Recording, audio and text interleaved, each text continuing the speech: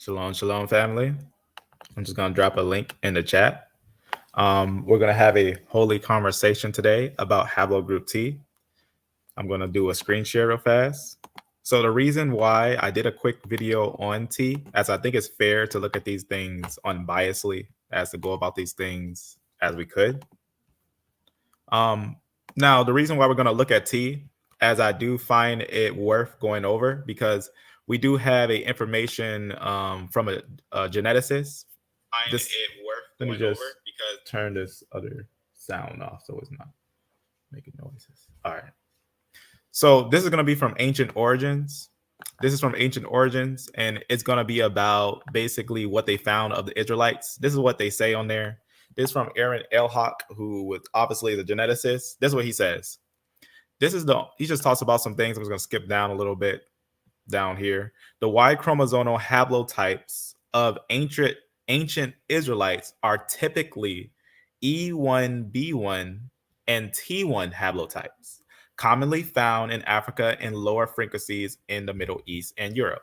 So it's worth looking at the E1b1 haplotypes and the T1 types to see which one would be most likely a Shemite. So our goal today is to find a Shemite. Now, I had put a video out just recently, and it was about T. I just want to show a piece of that because I'm going to have somebody, Yah willing, he comes today, and we have a conversation on T.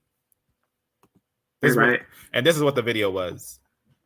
As Haplogroup T is very mysterious, but today we're going to go a little more in detail on it.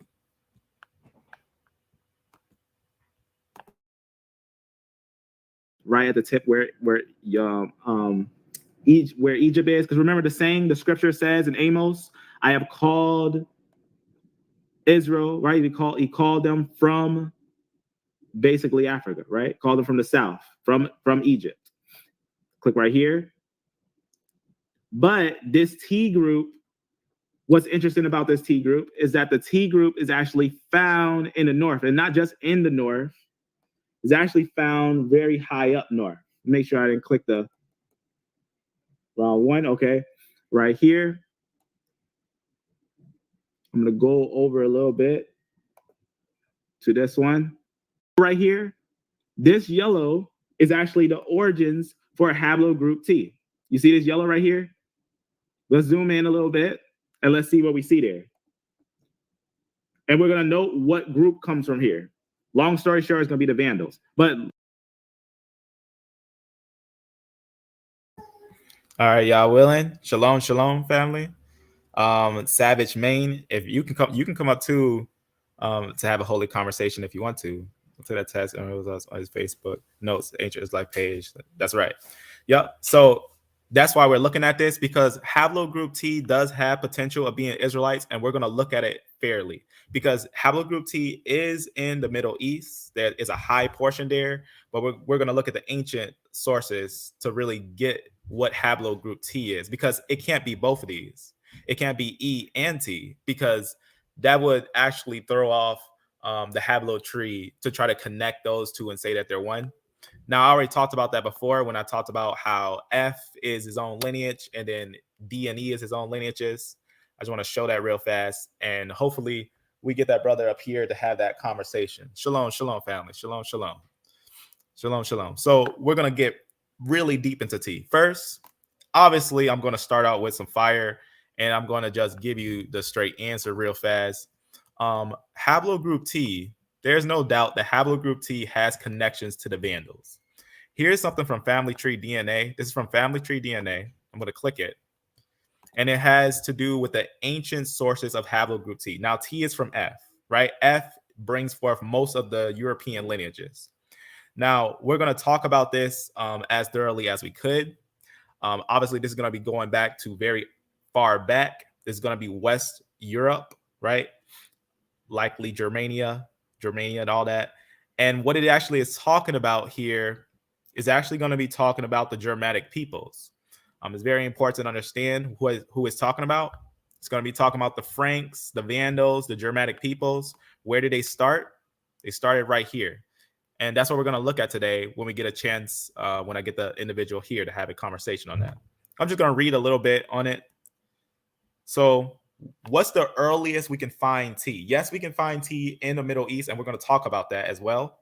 But the origin of tea is in Germany. That's the origin of tea. Tea's homeland is in Germany. In fact, it says right here, and T1a samples was also found in the early Neolithic linear pottery, right? I'm just going to click this just for the sake of understanding. So linear pottery, I'm going to click this. It's this. So linear pottery is talking about, so there's your Eastern linear, and then there's your Western. It's more talking about your Western linear. And if you notice, you'll see like the Rhine, and you see certain rivers around this area.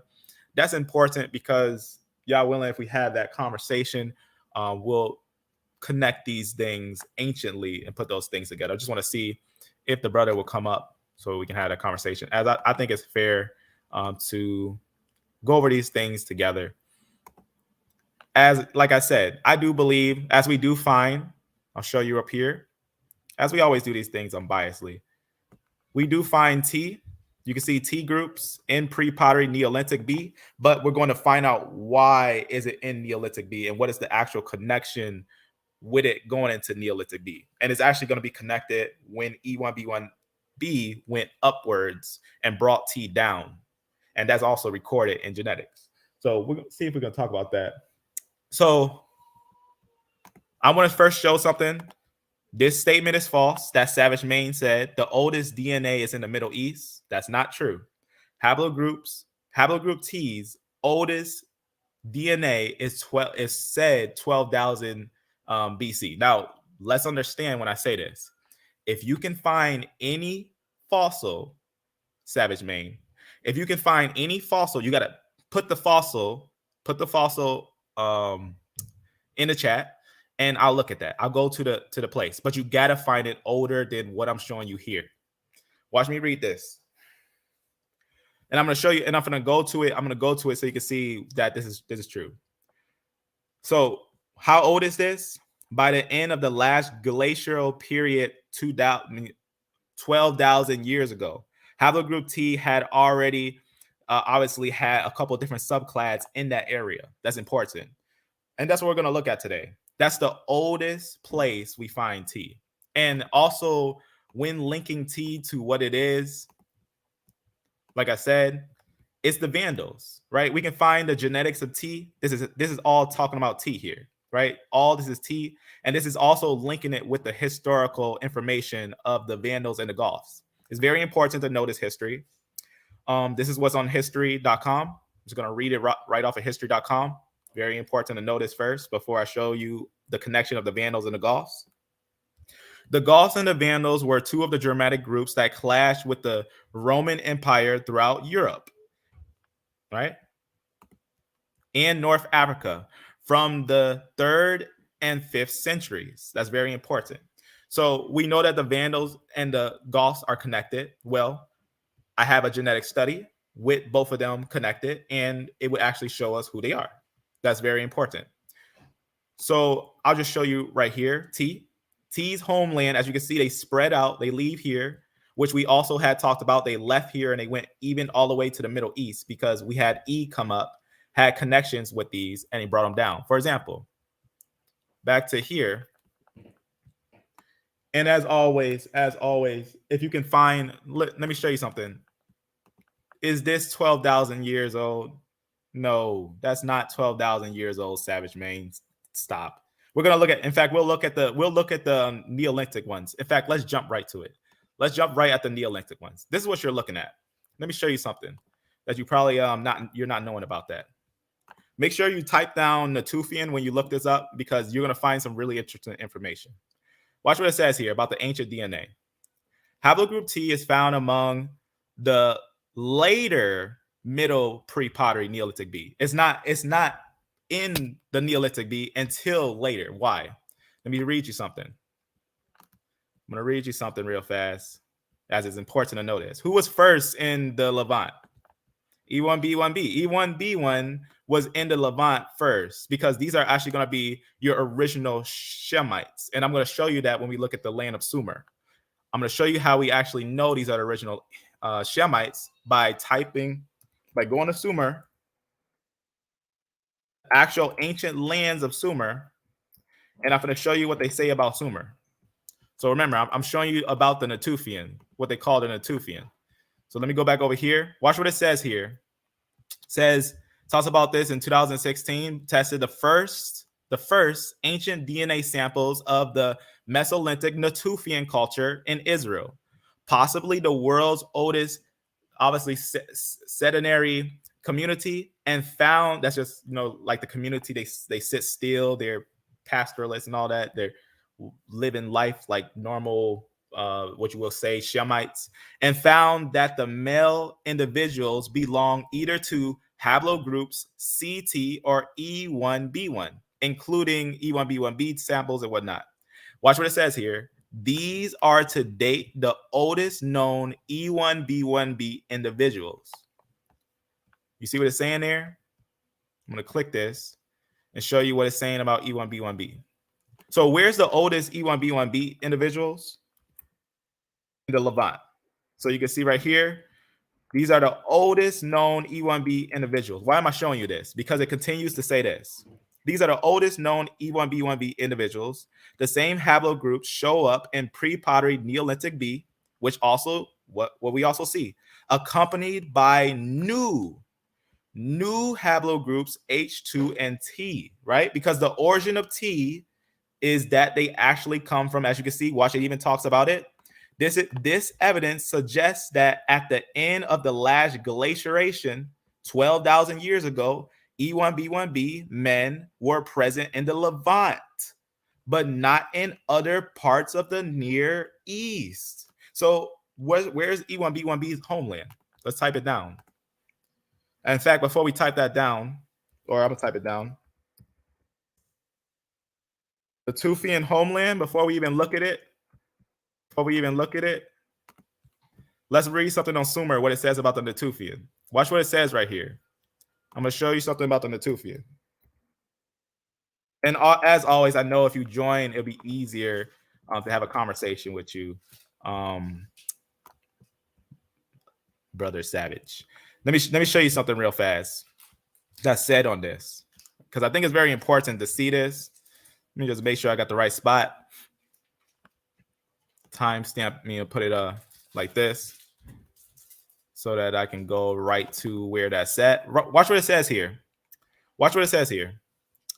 Others have suggested that the Sumerians, right? This is going to be talking about the ones this is the first civilization, right? Sumer, where where you have the of the Chaldeans, right? Chaldean, right? These are going to be the original settlements where Abraham was in Iraq, right? Let's talk about that real fast. Watch what it says here. Others have suggested that the Sumerians were a North, watch what it says here, were a North African people who migrated from the Green Sahara, right, into the Middle East and were responsible. Also, we know that's not true. Looking at ancient genetics, we know the Natufians are their origin. That's why I say, however, they try to deny it. But watch what it says here. Although not specifically discussing Sumerians or Sumerians, you can see right here in that same study, 2016, has suggested a partial North African origin for some pre-Shemitic cultures of the Middle East, partially Natufians, right?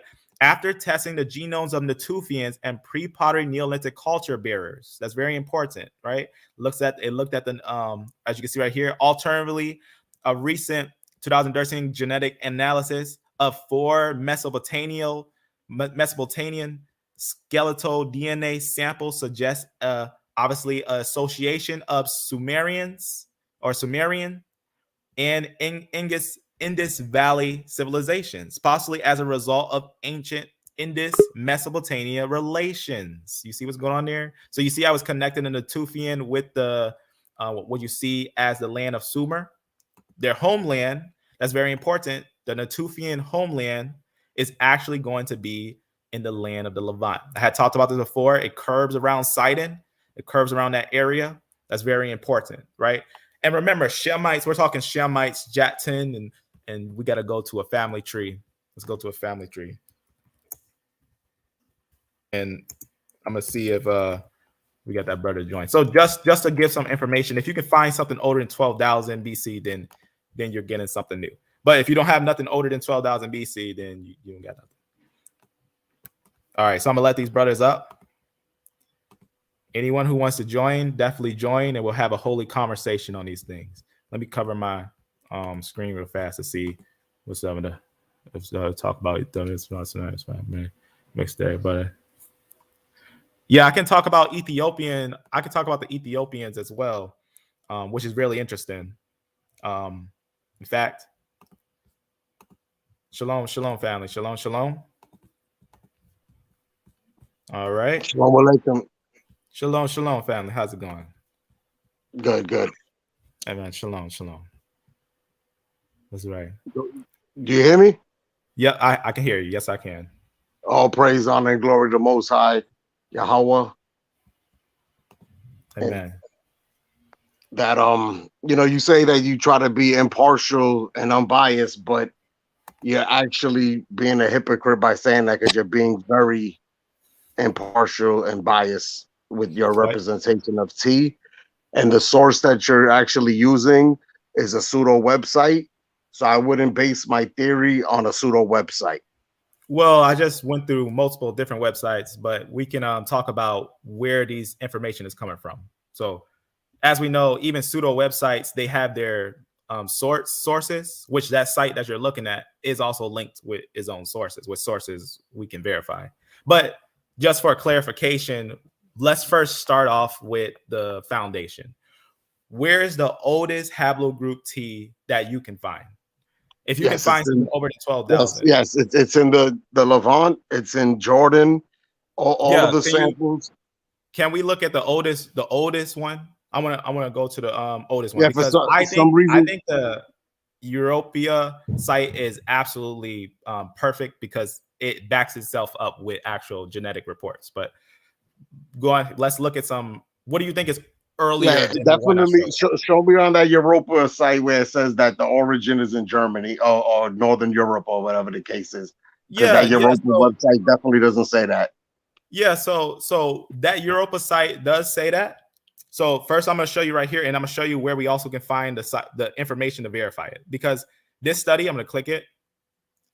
That's why they always have their highlights of their studies. This is a study. It says I'm not the best pronouncer, but insight on the origins of farmers in the ancient Near East.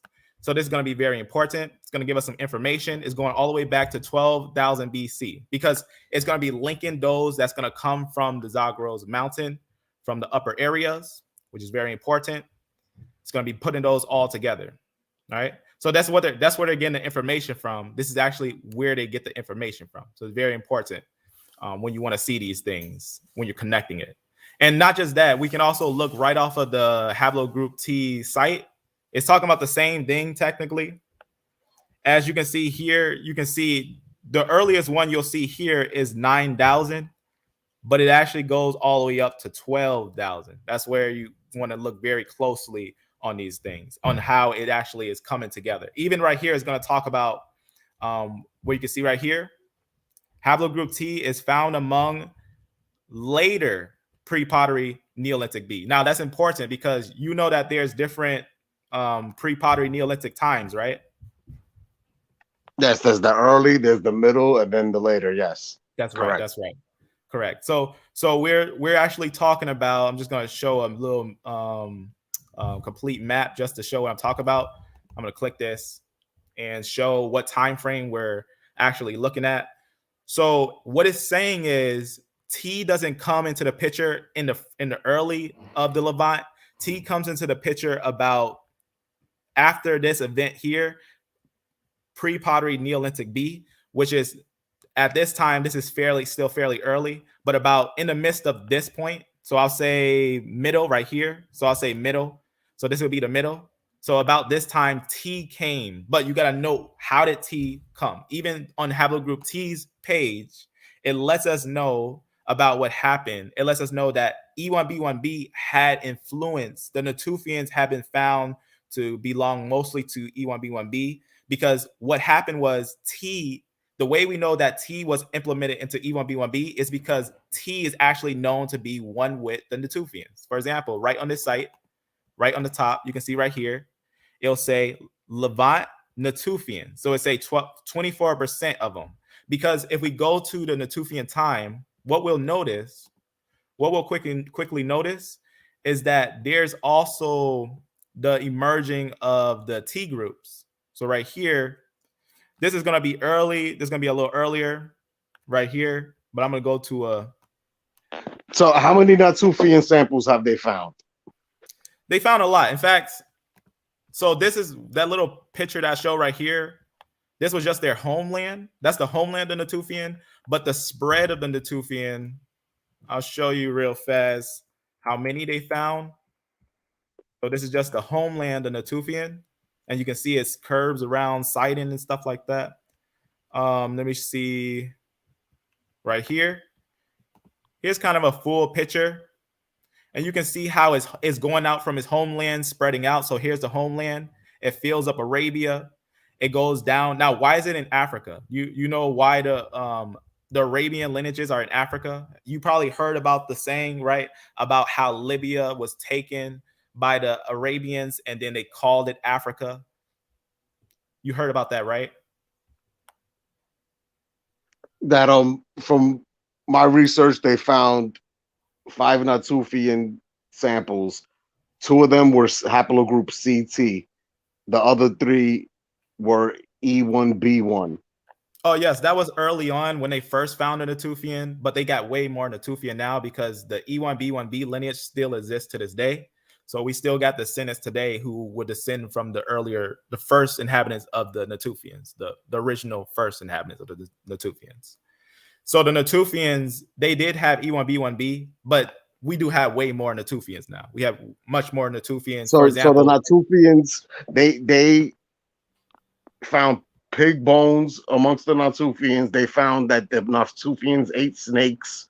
They found that the Natufians had circle round huts. The circle round hut is not considered Semitic at all. It's not a Semitic structure. Well, the not Natufians all of also them did have have circle. people amongst them. So to base the Natufians are not Israelites is the main point. No, they're not. I don't think the Natufians are Israelites. That's a I think that they're Age. Proto-Shemites.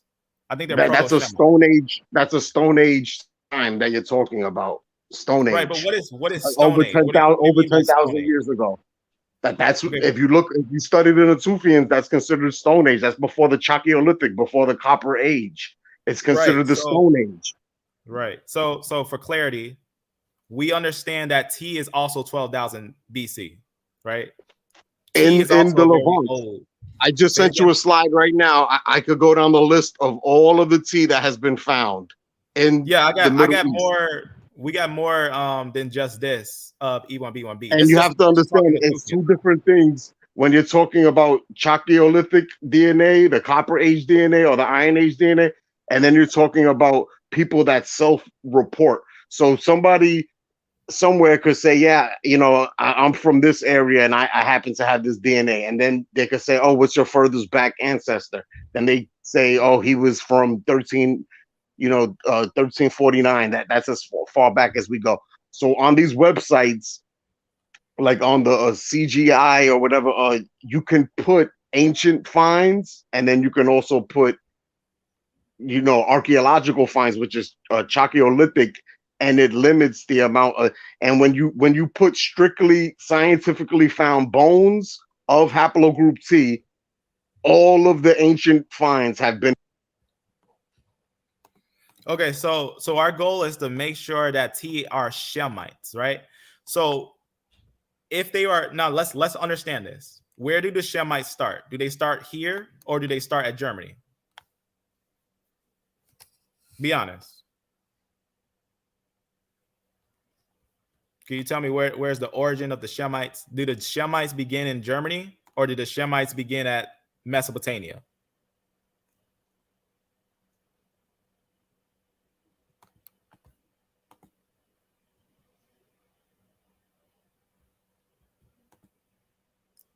I can't hear you. So just to let you know, your sound had went out real fast. I'm gonna look at your ding real fast, but I wanna make sure we note this, right? We gotta note that the oldest E1B1B or the oldest E lineage is noted at the area which we have is the Levant, right? At the Levant, that's very important. But the T lineage, right? The oldest T is in Jordan. You can look it up. No, it's not. Is the oldest T that you showed me 12,000 years old? Yes. No, it's not. Yes, it is. Okay, can you if it's not 12, it's 10,000. Okay, 10,000 is not 12,000. 10,000 not 12,000. Is important. You have to understand this is all dealing with carbon dating. So you're dealing with someone's science that could possibly be contaminated or whatever the case is. So when it comes to carbon dating, that's a whole nother argument right there. No, we're talking location. We're talking ancient location. That's ancient location. The oldest T is, I would say around 10,000 years old, give or take a couple thousand years. Well, you could from 12 to 10,000 years old in Jordan. Right. We know that we know when it comes to these years, we know that they're exaggerated, but we know that when something's old, it just means that it's older than the ones that was previously found. So the oldest ones are found in Germany. Now, the reason why I'm pointing no, there was one single one found in Germany. No, that's a few. At that report that you were looking at, that was probably an older report. But let me show you what the newer reports actually say, which I'm gonna go over here and go to that real fast. And then now you have to go to the Peking Cave where you have 11 haplogroup T and you only have one E there. So now if E brought T into the Middle East, why is T dominating over the E? T is not dominating over the E. T is only 24%. In the Peking Cave it is. In the Peking Cave it is. That's one cave. But if you take all of the Natufian that's in northern Israel there. Yeah, but you're going too far back. You're going back to the Stone Age times where these people were hunter-gatherers. They did not speak Semitic. They spoke hunter-gatherer languages. Here, I'm going to read it off of the site. I'm going to read it off of the Haplogroup T site. This is what it says. Neolithic, this is where Haplogroup T's origins are. Neolithic Anatolia, Southeast Europe, 50%. That's Haplogroup T main place in Europe. It also is found amongst the Natufians, 24% amongst the Natufians. Do you know where Anatolia is? Yes, Anatolia will be where Turkey is. You also have to understand that Anatolia and what is that called? What is that called? That's called West Asia. That's part of the Middle East, Anatolia. Anatolia is a place where the Hittites ruled, where the European Hittites ruled. That's not Mesopotamia. If you Google West Asia, you will see that I know what you're talking about. We're talking this area. Anatolia is part of that. And everyone comes out of Anatolia. Ham, Shem, and Japheth.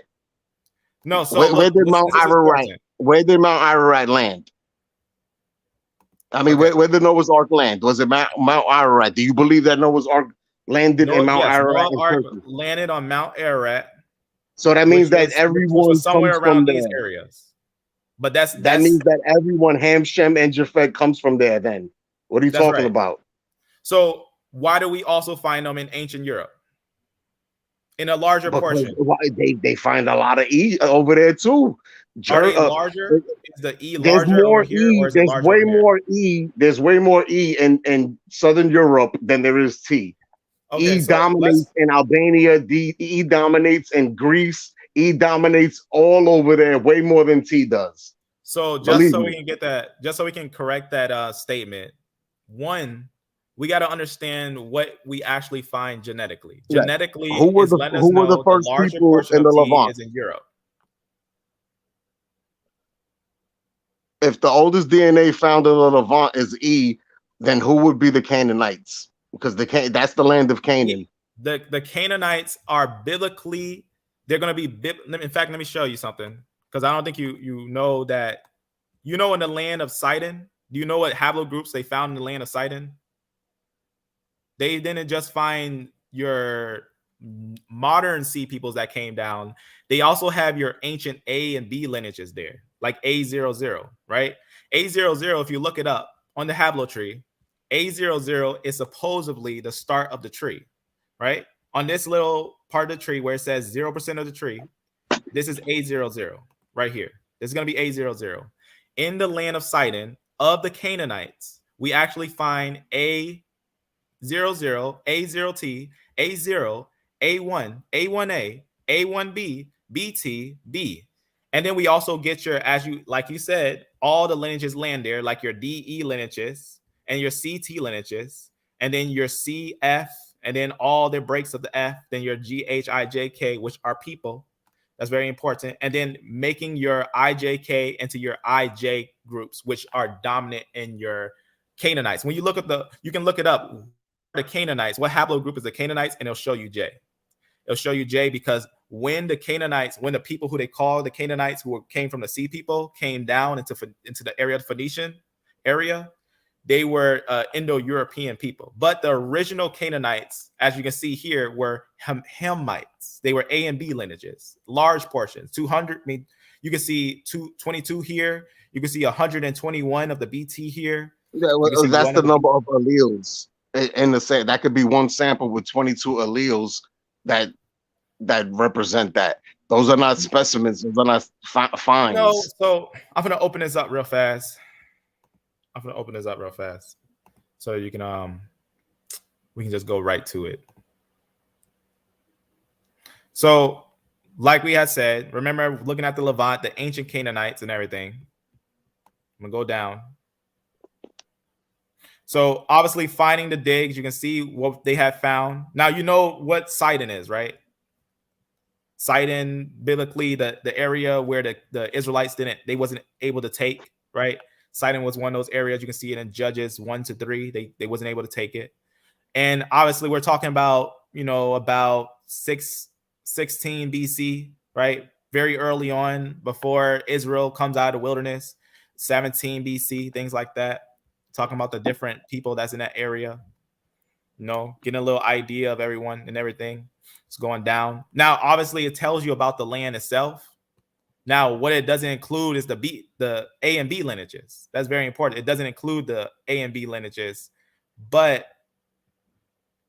it will show the point is that you're not going to be able to show me any ancient DNA of haplogroup A in the Middle East. You're not going to be able to show that. Yes, I got multiple. In fact, I got multiple examples of A not just being in the Middle East, but also being in ancient Europe, which that's one of those ones that.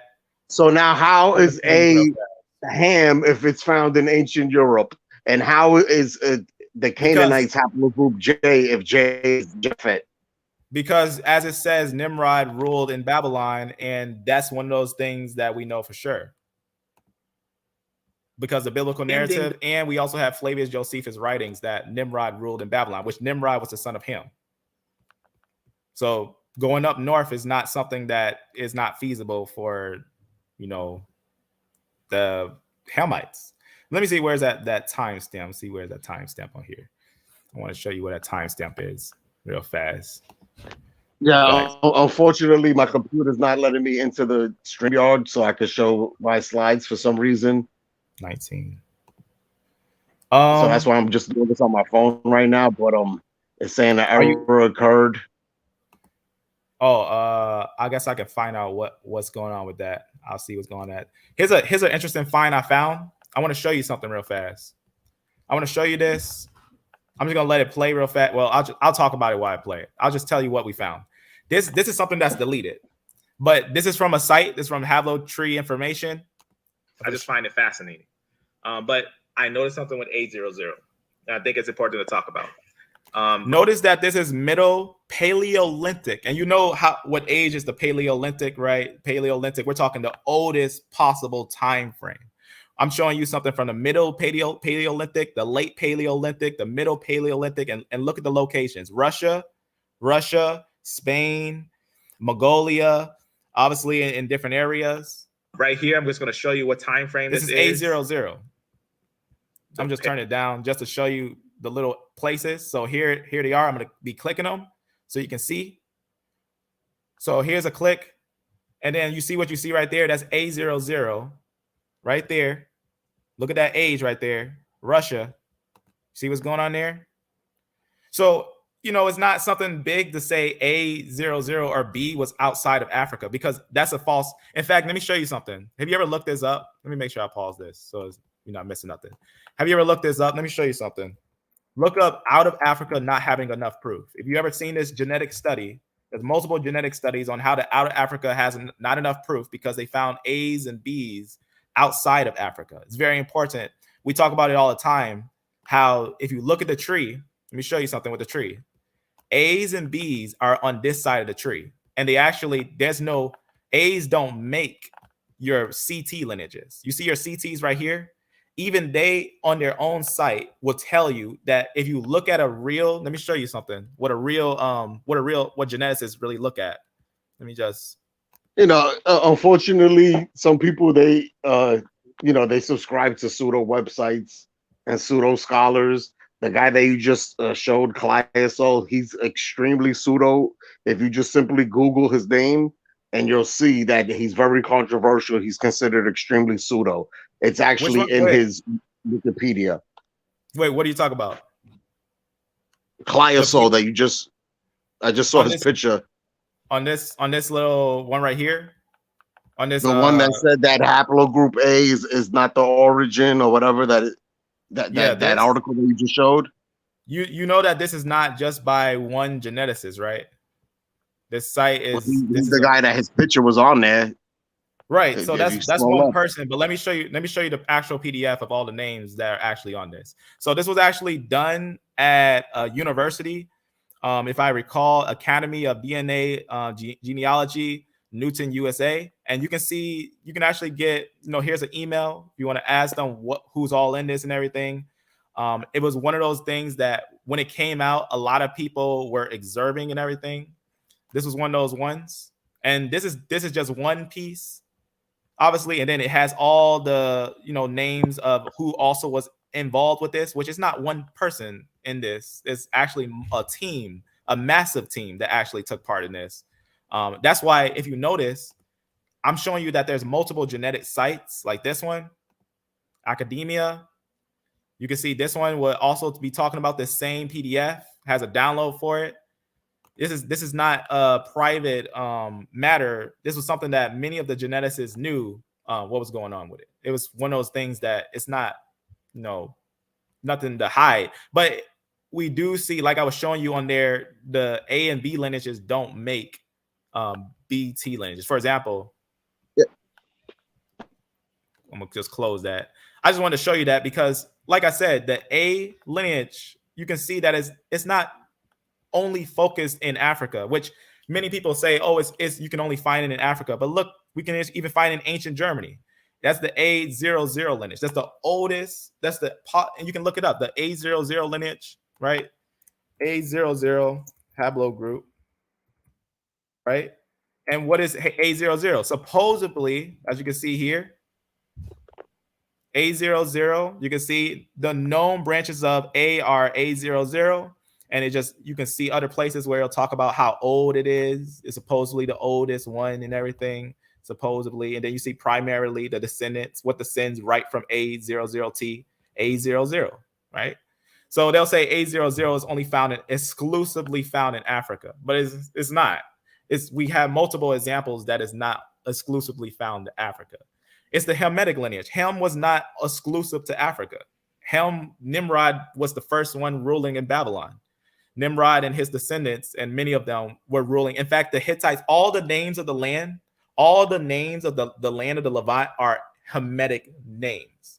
Canaan, the Hittites, the original Amorites, right? All that is all from the Hamites. When the European dominants had took over the land, which I'm going to show you with Haplogroup T, when you go to Ebla and all those areas where the Amorites ruled, that when you note what happened in Ebla, you're going to note that the European dominance was in that area, taking over the areas that the Hamites first ruled. That's very important. And that's why I'm showing you that the Hamites were originally A and B lineages. They were the ones that were in Sidon and things like that, and that order. So the out of Africa idea is false. No one believes the out of Africa idea if you believe the Bible. Even so, we can find multiple pieces of evidence of A00, like I said, being right there, even in the Caucasus. So remember, remember, A and B lineages are Hamitic lineages. They was actually at the what you call Mesopotamia. They ruled over Babylon, right? And then what happened? The Tower of Babel and all that stuff, and they went their ways. They all went their ways. And many A's, in fact, let me show you something. Do you know that A00 today, there's a major group of A00 that's also found in Spain? This individual right here looks like a European, but his haplotype is A. Just because he's Caucasian light pigmentation doesn't mean anything. His haplogroup is A. And even it says right here, A is very rare and high specific to West Africa. But we can find, in fact, large numbers of A groups in Spain. Not Spain, in Scotland. Scotland has a very high level of A in it, and which this person is actually in North England, which you can see right here. So A00 is not exclusive to Africa. That's not true. It's not true that A00 never left Africa. So we can find them in multiple different places outside, not just in the Levant, but in Europe. In fact, there's an interesting video that someone did, and they basically broke down how there's older civilizations outside of Africa. There's older civilizations outside of Africa than those that are in it, which is on different pages, which I'll just show you one for example. If you want to see one on this, I need to go to a different video real fast. In fact, I just saw it at the bottom down there. I just want to click something here to show you something, because I always put little sources, little information and stuff. I'm just going to click something here that is fairly interesting. Let me see if I have it on here, because I just recently added it. Otherwise, let me see if this is it. No, that's not it. But I can go to his page. It's basically a page of ancient civilizations and everything. In fact, I'll just type it down. On the thing that you just showed, the A that was in Germany and the A that, can you show A that is in the Middle East? Yeah, I just showed you. I just showed you with the results that they found here. This is the A's that they found there. These are. I was saying on that map that you just used, the map that you were scrolling by, and then you went to Germany. You were like, oh, see, they even got an A over here in Germany. The map. That video that was on. No, it was a map. It was a website.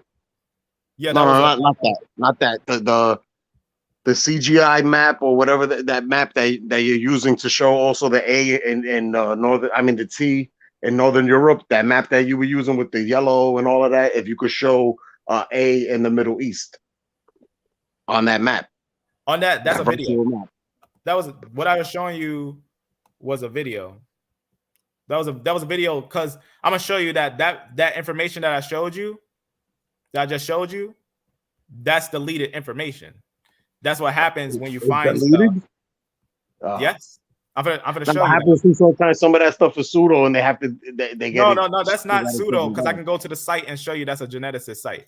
That's a genetics, an actual site with actual genetic information. You have to understand that geneticists and scientists can also be racist, and they could have an agenda, to make everything European.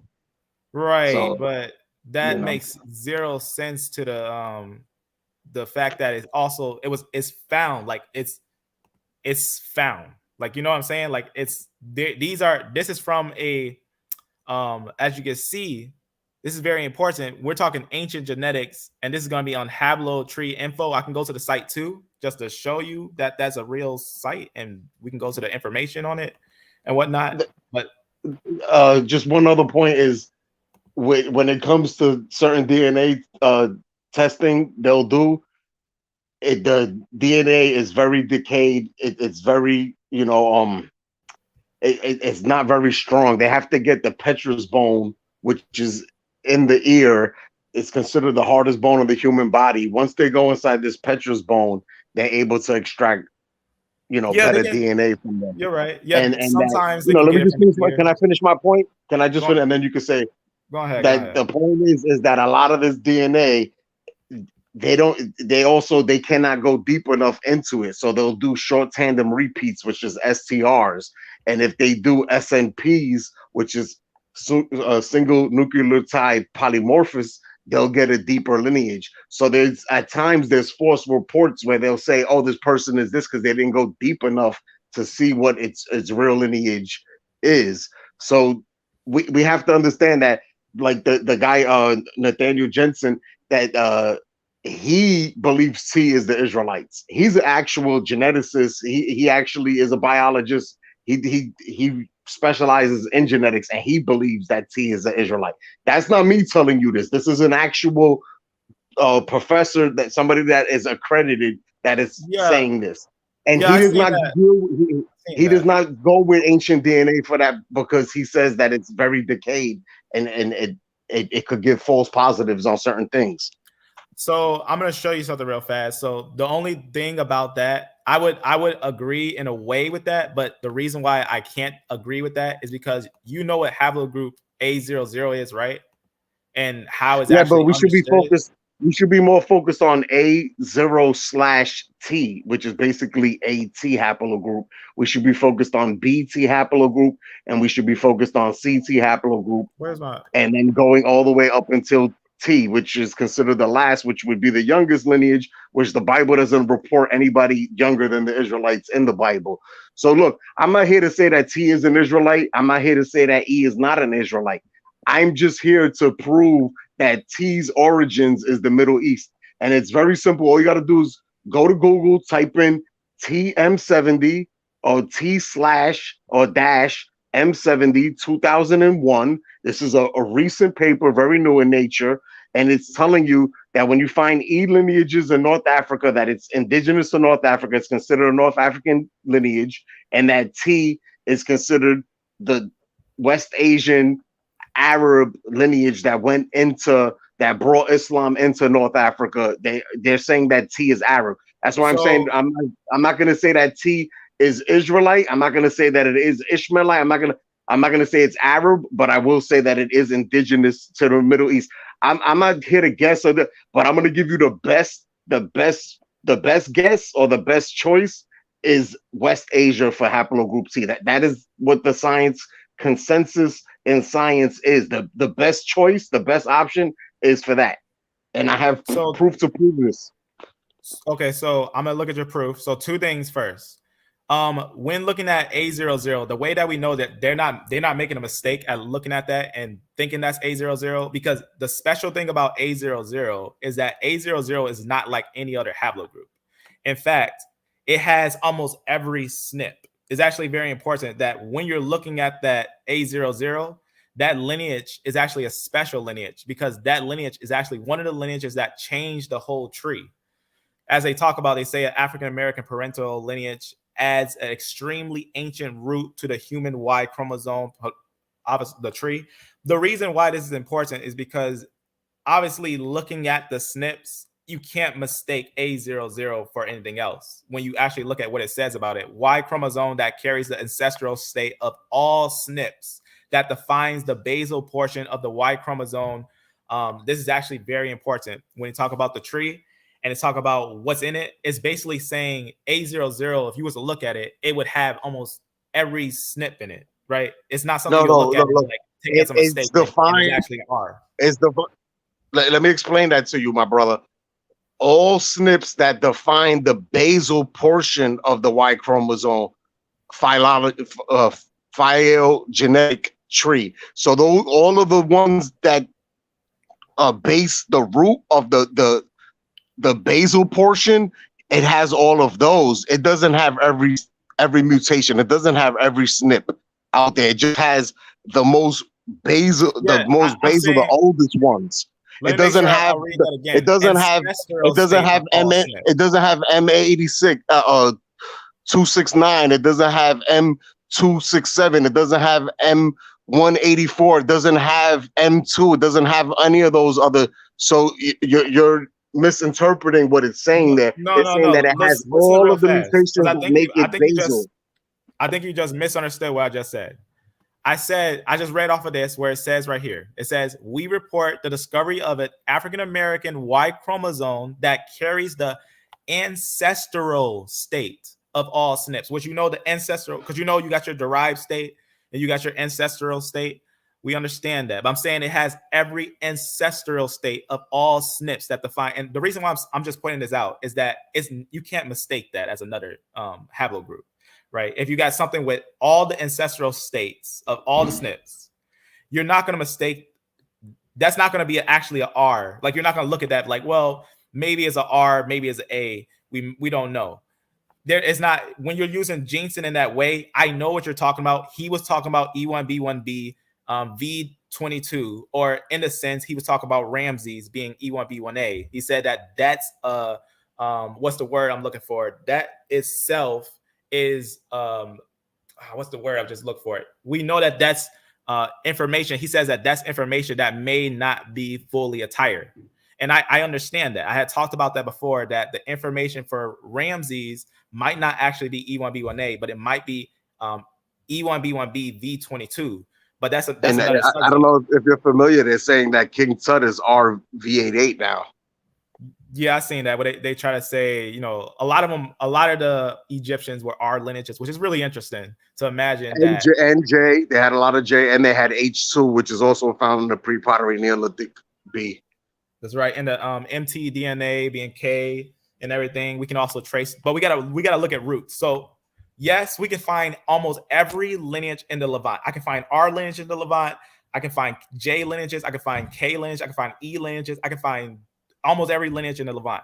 But where is oldest source? Where is the oldest origin of it? And even on T, it will tell you that the oldest origin, the most of T, is in Europe. And but when we look at the information, my brother, can I please? Because I don't have all day. I already see. I saw your video. You're pretty much going over a lot of the same stuff. It's all good. At the end of the day, I'm not here to look. If you want to serve the Most High and you feel that you're of the elect of the Most High, more power to you. You know what I mean? Keep serving the Most High and being a light and an example to people. You know what I mean? Don't try to keep people out. Try to bring people into living righteously, because the Noahide commandments were 7 commandments given to all of the sons of Noah, and everyone in the world should be keeping these commandments. Period. That was the first covenant was done in Anatolia, in Turkey, on Mount Ararat. After that, the Most High gave these things to all 3 of those sons there. So let's just get to it. I sent you a couple of things. If you could show that now, because people seeing what you brought to the table. I think people want to see what I'm bringing to the table right now. So I sent you a couple of things if you want to show that. Yeah, I'm gonna go to it real fast, but I want to show one more thing before we end up going to that. Before we go to that, real fast. Now, you've seen this before. What this is? I just want to make sure first before we go to that we note this, because we're going to talk about this. This is actually very important to know about the different charts. So geneticists have different charts, right? You have your unrooted chart, you have your circular chart, and you have your normal chart. The geneticist chart that you want to look at is the unrooted chart. The reason why is because it's going to show you exactly how they actually stem, because we know that A and B does not make any of the CT lineages. That's very important. That's one of those things that is important to first get out of the way, that we don't have A descending and making D's. Rather, A and B is its own lineages. And then you'll have your D and E lineages, which are their own lineages. And remember, under C and F are going to have all your Japhatic lineages. That's just important. But I'm going to go to your information real fast so we can look at that. Because the oldest of T, we got to remember, it links to F. But like I said, I don't see your thing. I thought you was in right here, but I don't see your what you send. Did you send it to the email? Okay, I don't know what happened to him. But I don't know if I'll look in the email and see, maybe he sent it to the email. Yeah, I think he sent it to the email. I'll open up this little email real fast. Let me just turn this off. But while I turn this off real fast, I'm gonna say something real fast, just to see how everyone's doing. Oldest and most in the Middle East. So Haplogroup T is what we're gonna go over, And I think a lot of people skip the oldest source. I'm just going to my Gmail to see if I can get his whatever source he found. Because as always, I like I said, we do this unbiasedly. We're looking at the sources, the actual sources. We're going to look at the sources. We surely are going to look at the sources. But just for clarity, Haplogroup T, the oldest source we're going to look at, which I think a lot of people skim over, which is what we were talking about in family tree DNA, is that Haplogroup T oldest source is in Germany, and it links to the Vandals. I'm just trying to get in my email here.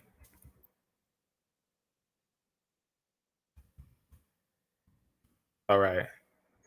Let's see where he has this little, where is it?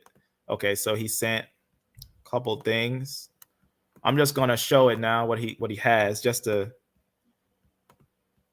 see what he got here. And we're gonna see if it's anything. Instagram, some source from Instagram. So I'm just click this one. And what do we have here? We have mtDNA. Now remember, let me see what we're looking at here, because I let me see if I can open this. Let me just make sure to see what's going on. Okay. It just, I don't know what's going on with this one. I'll be honest with you. I don't know what I'm looking at. I'm guessing these are all T, I'm guessing, but I can't really tell you. I'm thinking they're T. I'm thinking that those are T, which there's an earlier one than this one. There's an earlier one than that one, which I see he got the Chalcolithic, but what we are actually talking about is one that's much older than that. Let me actually go to this one real fast, just for the fairness. I don't know what this is. This is a fairly secular thing, but I'm sure they're taking pictures from places, which this one's familiar. And this one we had talked about. Remember, I said that the ancient Israelites are typically E1, B1, and T1 groups.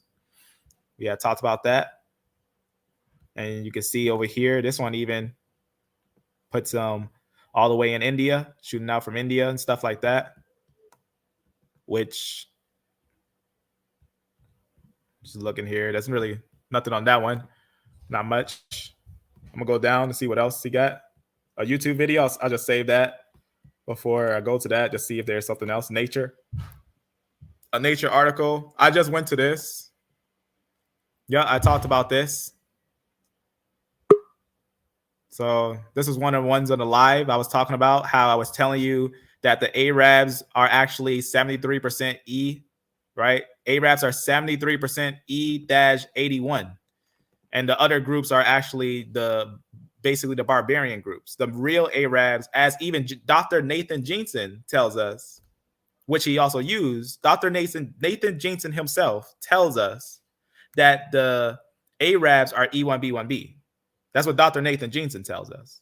So that's something that's also very important, which I can also show, where Dr. Nathan Jensen says that the Seljuk Turks were coming down, having a dominant haplogroup J.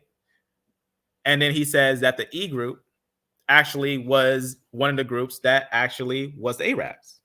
That's from Dr. Nathan Jensen on can we identify the Jews genetically from Answers in Genesis. Let me see what this is. An ancient result of Puerto Rican Hebrew Israelite. That sounds ridiculous. If he's a Israelite, let me show you something that's really interesting about this. If he's T and he claims that to be Israelite, now we're going to get a little more pinpoint. First, the Jews that we know that went to Santo May, right? There's no doubt that the Jews went to Santo May. If someone says that's not true, they don't know history. The Jews went to Santo May, and there's dozens, levels and levels of historical sources that say the Jews went to Santo May. For example, this is one of the sources right here. Just go right here. This will be a source from 1784. There's going to be a source from 1784, just as Critical Review, Annals of Literature, volume 57. And this is what they say right here. It says King John II in 1492 expelled all the Jews to the islands of St. Thomas, which had been discovered in 1471. So Jews, St. Thomas. We can also find out that they were black. They called those banished Jews Black Portuguese. That's very important. But let's understand what happens with the genetic result of the Jews of Santo Tomé. So in Santo Tomé, they say it was probably uninhabited. We already talked about 1471 when they found it. So it was no one there at 1471. And then the Portuguese, soon after that, the first settlement took place in 1486, right? And then obviously, what did they put there? Migration of the Jewish children, 1492. There's multiple layers of historical documents that confirms this. Multiple layers. It's something that is undebated. So, but genetically wise, what do we find there? We don't find T, but we find all the European. We find all the obviously the signs of the Portuguese moving them there with the R lineage. But we also find E1B1A, E1B1B. We find the link of different lineages. We probably even also find ancient Egyptians. These probably ancient Egyptians that probably merged with them. Some of them probably merged with them, but some probably are Portuguese. We also find, you know how we know that this is actually showing us the real Jews? Because one, we have the E1B1A. That's one thing. But we also have the mtDNA. If supposedly the T lineage, which we're also going to look at the mtDNA, because a lot of people, when you look at YDNA, they exclude the mtDNA, but the mtDNA makes it more solid. And that's what we're going to look at with the T group. And I'm going to show you its real mtDNA connection. What mtDNA it has will show you its location, even it's found in its location. But in the place of Santo Tomé, where the Jews were sent, we find L lineages of the females. There is no lineage of the common Ashkenazi mix or any of the mix of what they claim to be Jewish, like the T group and their connection to who they're with. Let me show you something real fast on the T group. So, like I said, if I didn't show it already, the real origin of T, even haplogroup T tells you that it is dominant in Europe. That's very important. This is family tree DNA that's showing us the movement of the Franks and the Vandals, the Germanic peoples. Also, like I said, it's important to know history that the Vandals were connected with the Goths. There's a genetic study on the Goths, on the Visigoths. On the Goths, the connection with the Goths and the mtDNA, this is what's important about it. They also have these genetics. What genetics are these? These are European genetics. H's, your K's, because K is inside U. U5, we've seen that with ancient Cheddar Man of the ancient British. All these are in connection. They're all under N, under R. You can see your U, J, H. How do we know that those are ancient European lineages? Well, we can actually look at real ancient European lineages. For example, there was a recent find in this area right here. It's very important at the Rhineland. This is ancient Germany. I'm going to show you what they actually found there. I'm going to just go over here and I'm going to click this to show you that this is going to be a real genetic study. So there's going to be you can see this pinpoint right here. It's going to say about 3,000 years ago. It's going to talk about the skeletal remains. I got an older one we're going to look at too. It's much older we're going to look at. And what haplogroups we see there? Remember the ones that I showed you that was with the Vandals and everything and other groups? Let me make sure I put this right here. So you can see right here what groups we see. I'm going to try to make it hermetic. U, J, H, T, K. So U, J, H, T, K. So you can see what's going on there on that one. And what do you see here? U, J, H, T. You think they got a K here? Not on this one, but let's look at an older one. Let's go to an older time frame of an older European time frame. So I'm going to go down a little bit. I'm going to show you the most oldest European time frame that I have. So here's just one with all the lineages right here, but I'm going to show you real fast an older one. So this is one of the oldest European lineages I ever found. It shows us stuff up to 15 BC. That's some of the oldest lineages that you can possibly find I'm sure there's other ones that's older or up to there. But what did we find here? Remember those lineages that we just seen with the Vandals that were linked with the haplogroup T that we just seen? Let me go back over here, or up here. So remember we had seen T. So remember this tells us that this is even the migration period. They actually move with the migration period with what's recorded. This is the Vandals. They settle here, right? The Vandals and everything with the Visigoths and the Franks, because the Indo-European, what mtDNA is linked with them. You can see right here, again, GHIJK. So let's go back to the Indo-European one. And let's see what female lineages we see there. UJHT.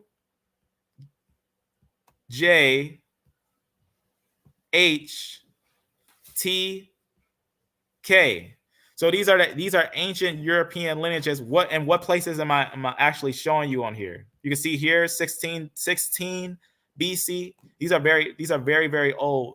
Let me just show you what I'm showing you here real fast. This is the PDF. It's gonna be from here. In fact, this is just another download. Let me just download from this. These are just native European lineages, right? Traces of genetic origins of European first farmers reveal insight into the social organization. So you can see what it's talking about here, Hungary, right? In today's Hungary, it's talking about some very old genetics and everything here. You can get a little direct information on it and everything. That's what we were just looking at. I can also open it up on the PDF just to look directly at it on the PDF. You can see right here, traces of the civilization. And then we can see, just a little talk of what's there. You can see these lineages. These are just talking about the female lineages. Why is that important? Because the female lineage is going to give us understanding on who they are. That's going to be very important. And notice that what's important is, though their homeland is here, they also made their way into the Levant. These are the ancient Europeans. They made their way also into the Levant. That's important. It talks about it on here too. It says their origin is going to be in Europe, but they start to settle in the Levant, which we know many people are in the Levant. As you can see, they'll talk about how they go up, which we had talked about with Jay being in Finland and coming back down, right? They end up going upwards and then they come back down. It's very important. So it's just a little bit. This is just a little bit on that. So you can see this is just a little bit. So I just want to show you that in connection, they would be in connection with European lineages. We got to look at things at its oldest source to give us a more clear picture. And none of these female lineages are found in Santo Principe. None of them. Not one of these female lineages found in Santo.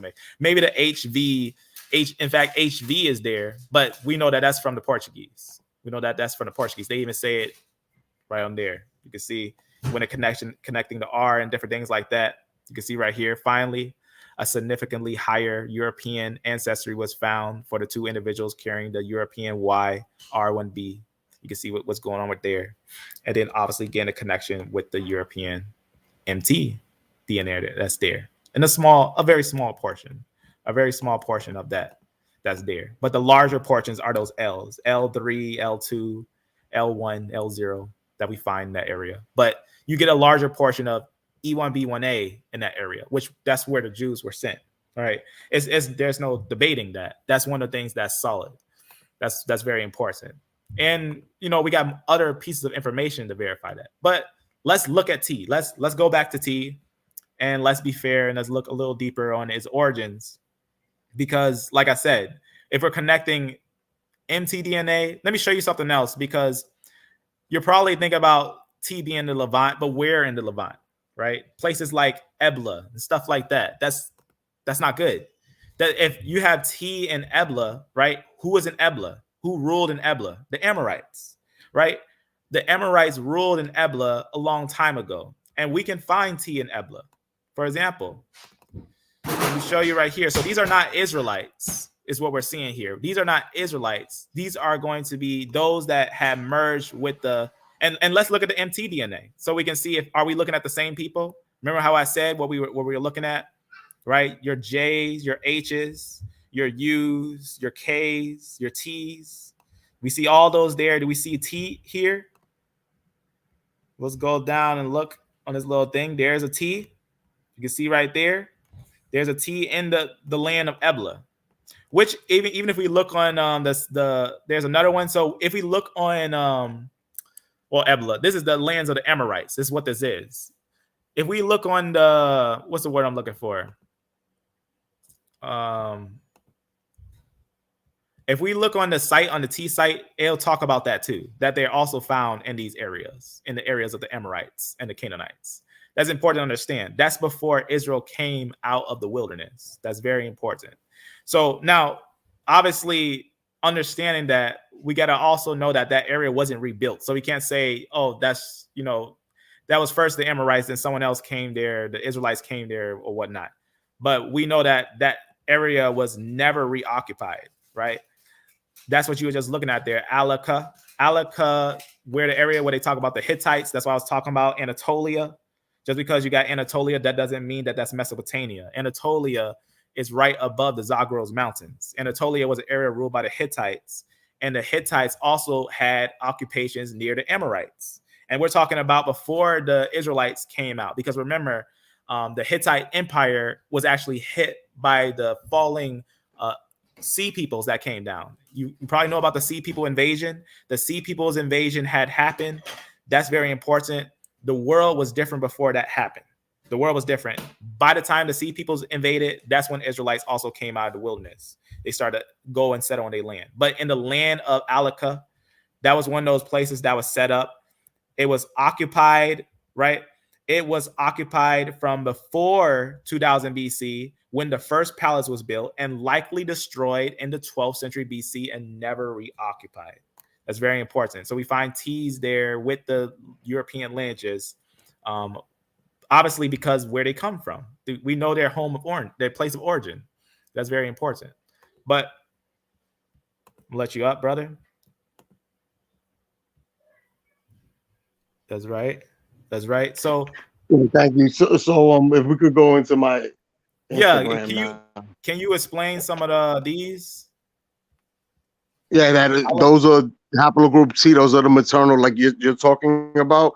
You'll see that those match up with probably what you're talking about, and you'll also see that all of the E's that they find in Europe is with the same exact females that you're talking about. And then when we go into the Peking cave, we'll see that we find L3 amongst the T. You know what I mean? People in there. They just didn't put it out for the public. You have to go into the supplementary information, and you'll be able to see that they do find. And a lot of times when they do find this so-called African DNA, they don't put it out there in the main reports. That you have to go into the deep to see that the connection with Africa, because they just rule it out like, oh, somebody got lost. They ended up traveling too far. They ended up over there.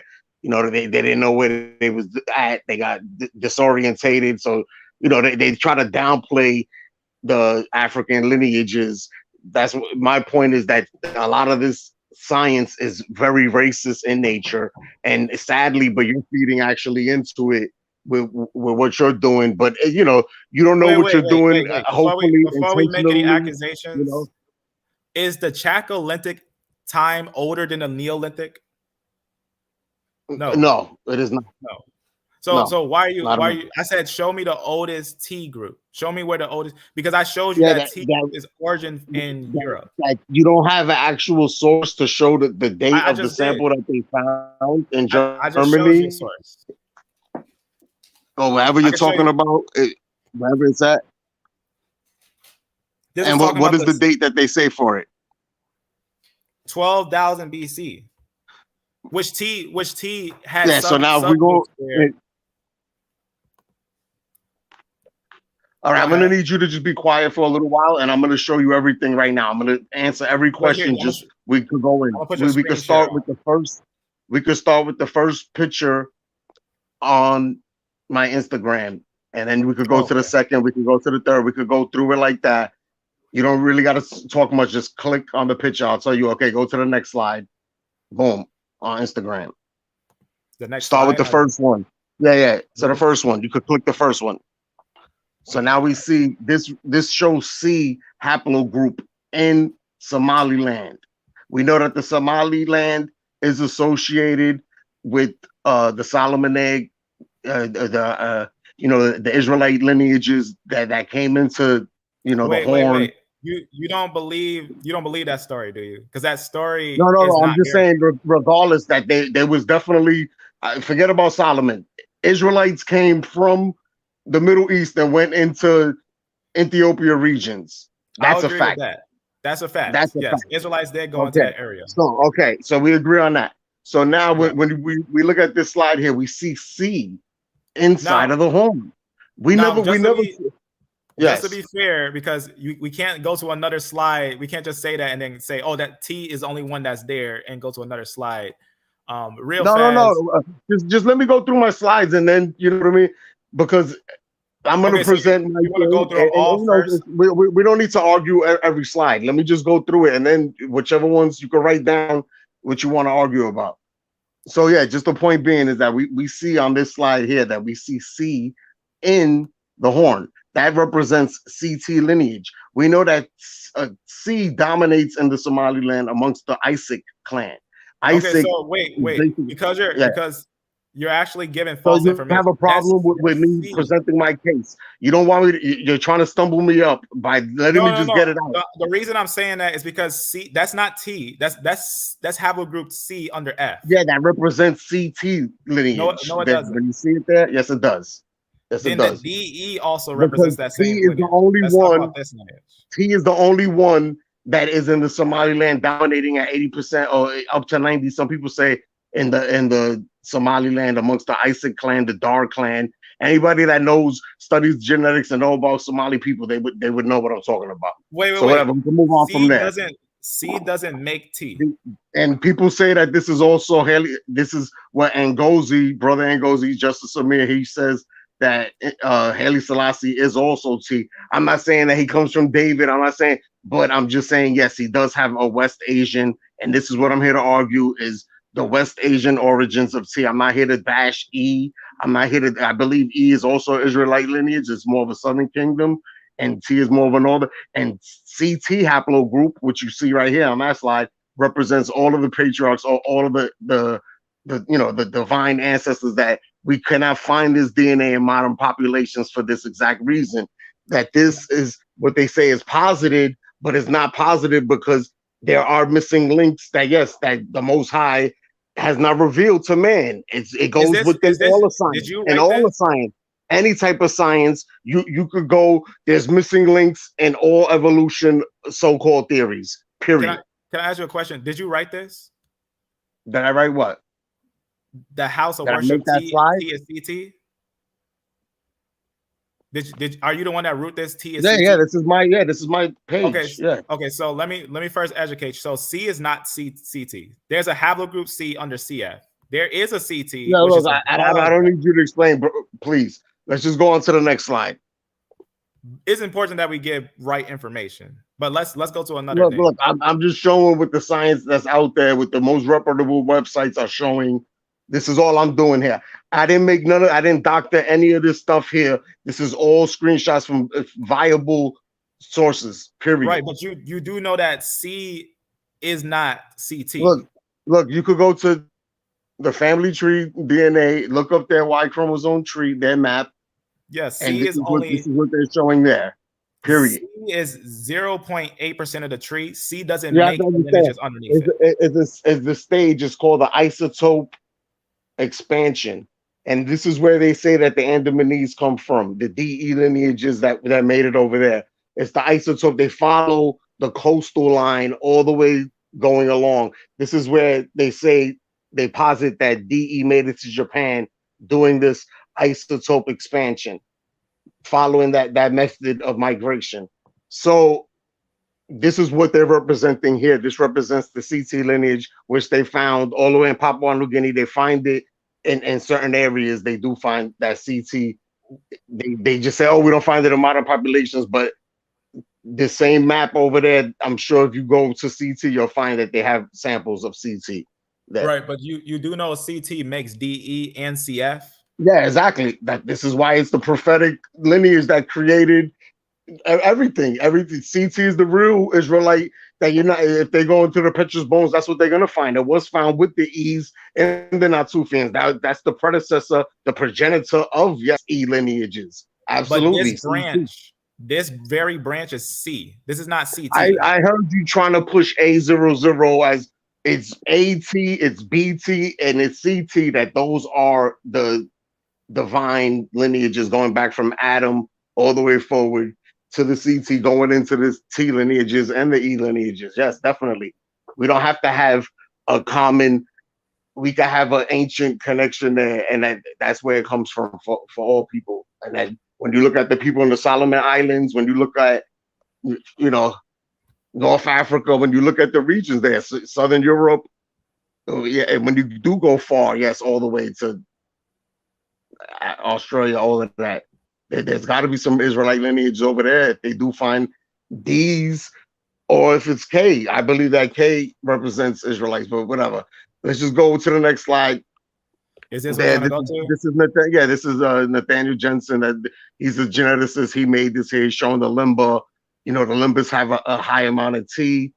That's what the limbas stand on to claim to be Israelites. They stand on being T. They stand on J. The same way that the Santo May paper was saying, we're looking for T, we're looking for J. So real fast, just to be clear, just to be clear on this, are you saying that Dr. Nathan Jensen is saying L and E are Shemites? Yeah, this is his slide that he made. I know that. I seen some of his work. So in the task, let me show you something. Yeah, he says that these are the Israelites. Yes, that's what he teaches. 100%. Okay, so I want to show you something because I think it's important to note. Now you know that Dr. Nathan Jensen said that you can argue with him. You can argue with him. I'm not here to argue that point. I'm just saying, like you know that Dr. Nathan Jensen said. I think the main slide. Let's not go in order. Let's go to the other slide right there. The map. It's the fifth one. That's the one that you really want to see because that's the one that you've been harping on. Okay, then we'll talk about what Dr. Nathan Jensen. Look, like I said, I'm not going to argue. He can argue for himself. I'm just saying that I have a geneticist that says what I'm saying. Not what I'm saying. That just supports the West Asian origins of T. Not saying that T is Israelite, but this doctor says that they are Israelites. I mean, this professor, he says that they're Israelites. He definitely says that. I believe possibly most likely from all the research that I've done, yes, T is definitely Israelite, without a doubt. No, it's not. But what you want to click on? Yeah, the fifth slide. Let me see, one right here. Yeah, that one, yeah. Okay. Okay, and you know what location that is? Yes, it says it there. All right, I'm just opening it. Oh, what happened? Just click it. What the? Yeah, just hit it. You don't gotta do all that. Just hit it. I hit it, but it'll just say. I know, yeah, because you're outside of I want you to sign it. Well, I don't know why it's doing that. But I can see what you're. You can read it. If you can read it, just read it. Yeah, so it's gonna be your T1a M70 connected with a R0a MTDNA. Eternal, that's right. And this is going to be in your middle, and that's what we was talking about earlier. Remember, we was talking about that, your middle pre-pottery. It wasn't in Israel before that. It's important to understand it came from somewhere else. And that's what they even talk about that it didn't come, it wasn't in the Levant originally. Brother, look, this is the only one they found. They gotta find some other ones. They like you think they found everything that's out there? Do you really think that? Look, I think you're missing what I'm saying. They found all of the ancient DNA in the Near East. They found everything at this point. That's what you believe? I think you're missing what I'm saying. There's nothing else to be found out there. This is just the oldest one they found now. Give them some time. Eventually, they'll find some older ones than that. The CTs are going to come out to BT. This is what I'm telling you. Okay, so this is what I'm saying. In Germany, in the ancient land of Germany, in the linear pottery, we already found lineages, and that's how we know. And in fact, that statement that says that they came during the middle period means that they came from somewhere else.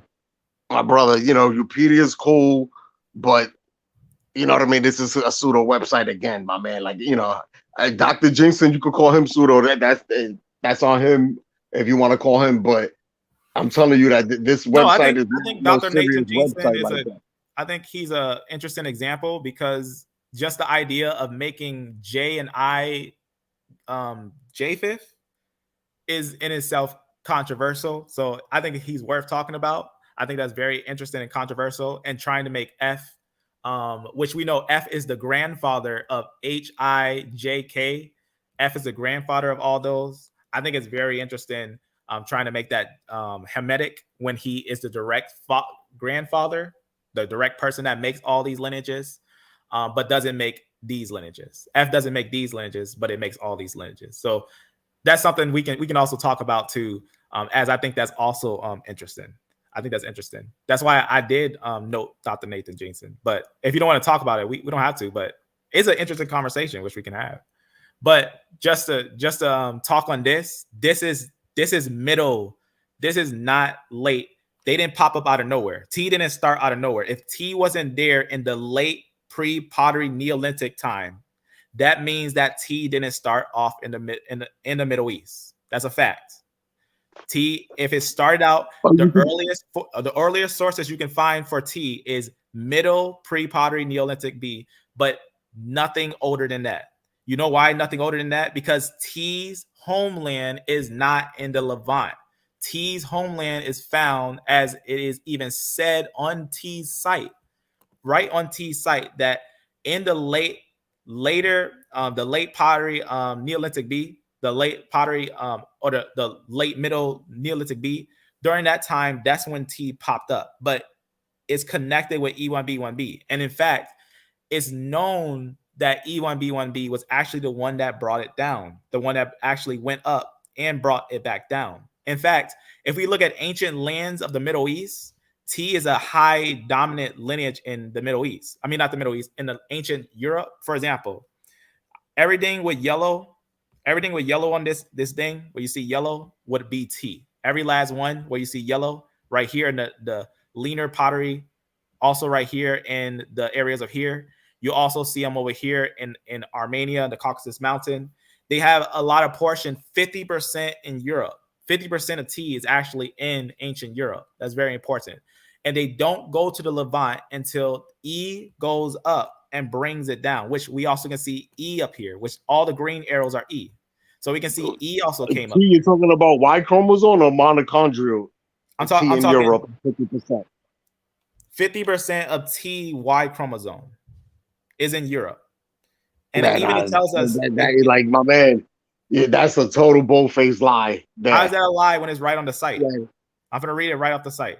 Watch what it says right here. It says Neolithic Anatolia, Southeast Europe, 56.82%. You see what it's saying there? And it even lets us know Caucasus hunter early European farmers, 12%. Is letting us know where it's all found in the earliest places. Its earlier place where it's more dominant is actually going to be in southeastern Europe, right above Anatolia. And that's where we find most of its lineages spread out. I can show you, in fact, I can show you our lineages with almost the same thing like T lineages. I can show you our lineages that we know 100% is European. And I can show you how they have dominance in the Middle East. For example, I can even show you them in the time where you'll say Israelites will be there, right? You probably know about the Sea People's invasion. So what does it say right there? Ancestral components, right? The AC. Yep. That's what you're looking at, right? That's right. So yeah, that these ancestral components mean that yes, they were mixing with different people from, you know what I mean? Different people came from different areas. What do you mean by But mixing? T was in the Middle East, and then T maybe traveled and came, and people were coming back and forth or whatever. It was a zone of confluence, the Middle East, and that T was coming back. Like let's say a T left, he made it mad far. He was young. He was 18 years old. Now he's over there. He ends up finding a woman from Europe or wherever, or from Africa, North Africa. We can use North Africa also. Are you saying that T started in the Middle East and there's no evidence of it? No, I'm saying that T maybe died in Europe and he died in Morocco. He died in different places, but he comes from the Middle East. Yes, absolutely. So I'm gonna be honest with somewhere. you. Right now, you go and you travel. You go to Japan and you die in Japan, and then they find your bones 10,000 years later. That means that you're Japanese. If you have a dominant lineage that's spread in Japan at that time, you are Japanese. The main point is, T is not dominant. Wherever you go into it, vet the source now. Go to because Wikipedia, they show you sources. Don't just go off of Wikipedia making your assumptions like that. That's very foolish. That's not scholarship. You know very well I'm not doing that. You know very well I am not doing that. Show me the source. That's not what's happening. Show me the real source. Go into it. They show the numbers. Go down to the links and click the link and go into it and vet it. I'm telling you, they'll find one T. It'll be nothing but 99 G's and one T there. There'll be a bunch of I's and you won't find no T maybe. Wherever you're going to find the T, he's going to be a single one. And that's it. That's the point. It's not supposed to be there. He gets the credit for spreading culture. He gets the credit for spreading farming, pastoralism, all of that. That's what they give T credit for. I think you just missed. So that you remember that first video I just showed at the beginning of the live, how I showed how T was up there in the leaner pottery area. Man, that like, you know what that time frame is? What year is the leaner pottery? That is in the Neolithic time. That's before the Chalcolithic. Very late, extremely late Neolithic. You're right, and notice that is a large portion of. So what is older, later or middle? Later, of course. No, earlier is the oldest. Earlier is the oldest. Later is the newest. Let me hold on. Let me show you. Yeah, you're gonna learn today, bro. You're gonna learn today. I got you. Yeah, let's make sure we go. You're gonna learn today that T ain't no fucking Northern European. We can't, no cursing. Pardon me, man. It's just that's the last. That's only dealing with that for you. You know, you got one. Apologize, man. Amen. Let's not get hyped like that because we gonna still keep it. Yeah, let's stay in the spirit. Stay in the spirit. All praises, honor, and glory to the Most High. All right, so look what you just tried to say. You try to say that late is earlier. Late Natufian is later. That's gonna be late Natufian is If you were late to work, are you early? If you were late to work, are you early? Are you early? If you're late to work, are you early?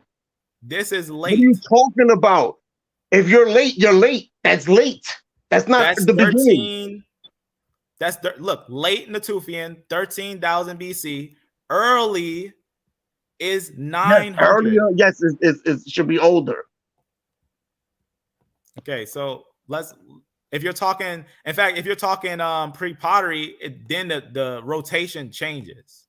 And then we can talk that. Whoever made this slide, they don't know what they're talking about.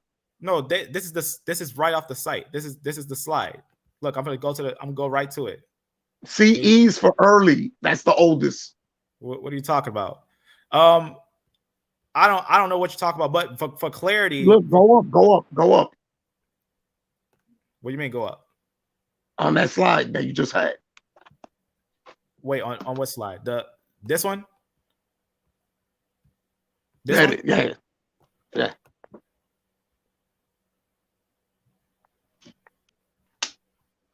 Here, I'll give you this one for the. Let me make sure. You see that E right there? It says E. That's earlier. Yeah, for the pre-pottery one, I'll say that one's earlier. But for the Neolithic, This one's not showing it. Look, I'm gonna show you something real fast.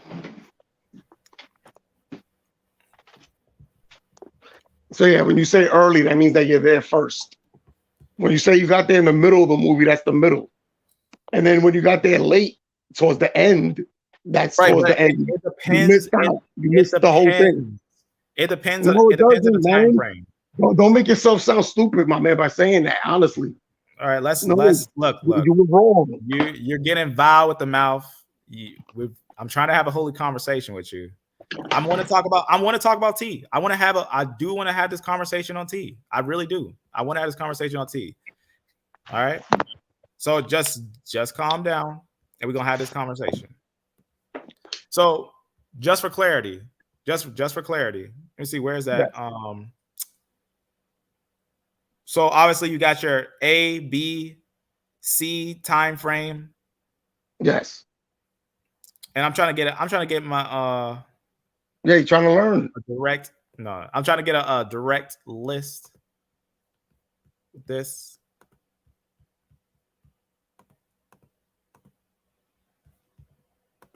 And you heard what I said?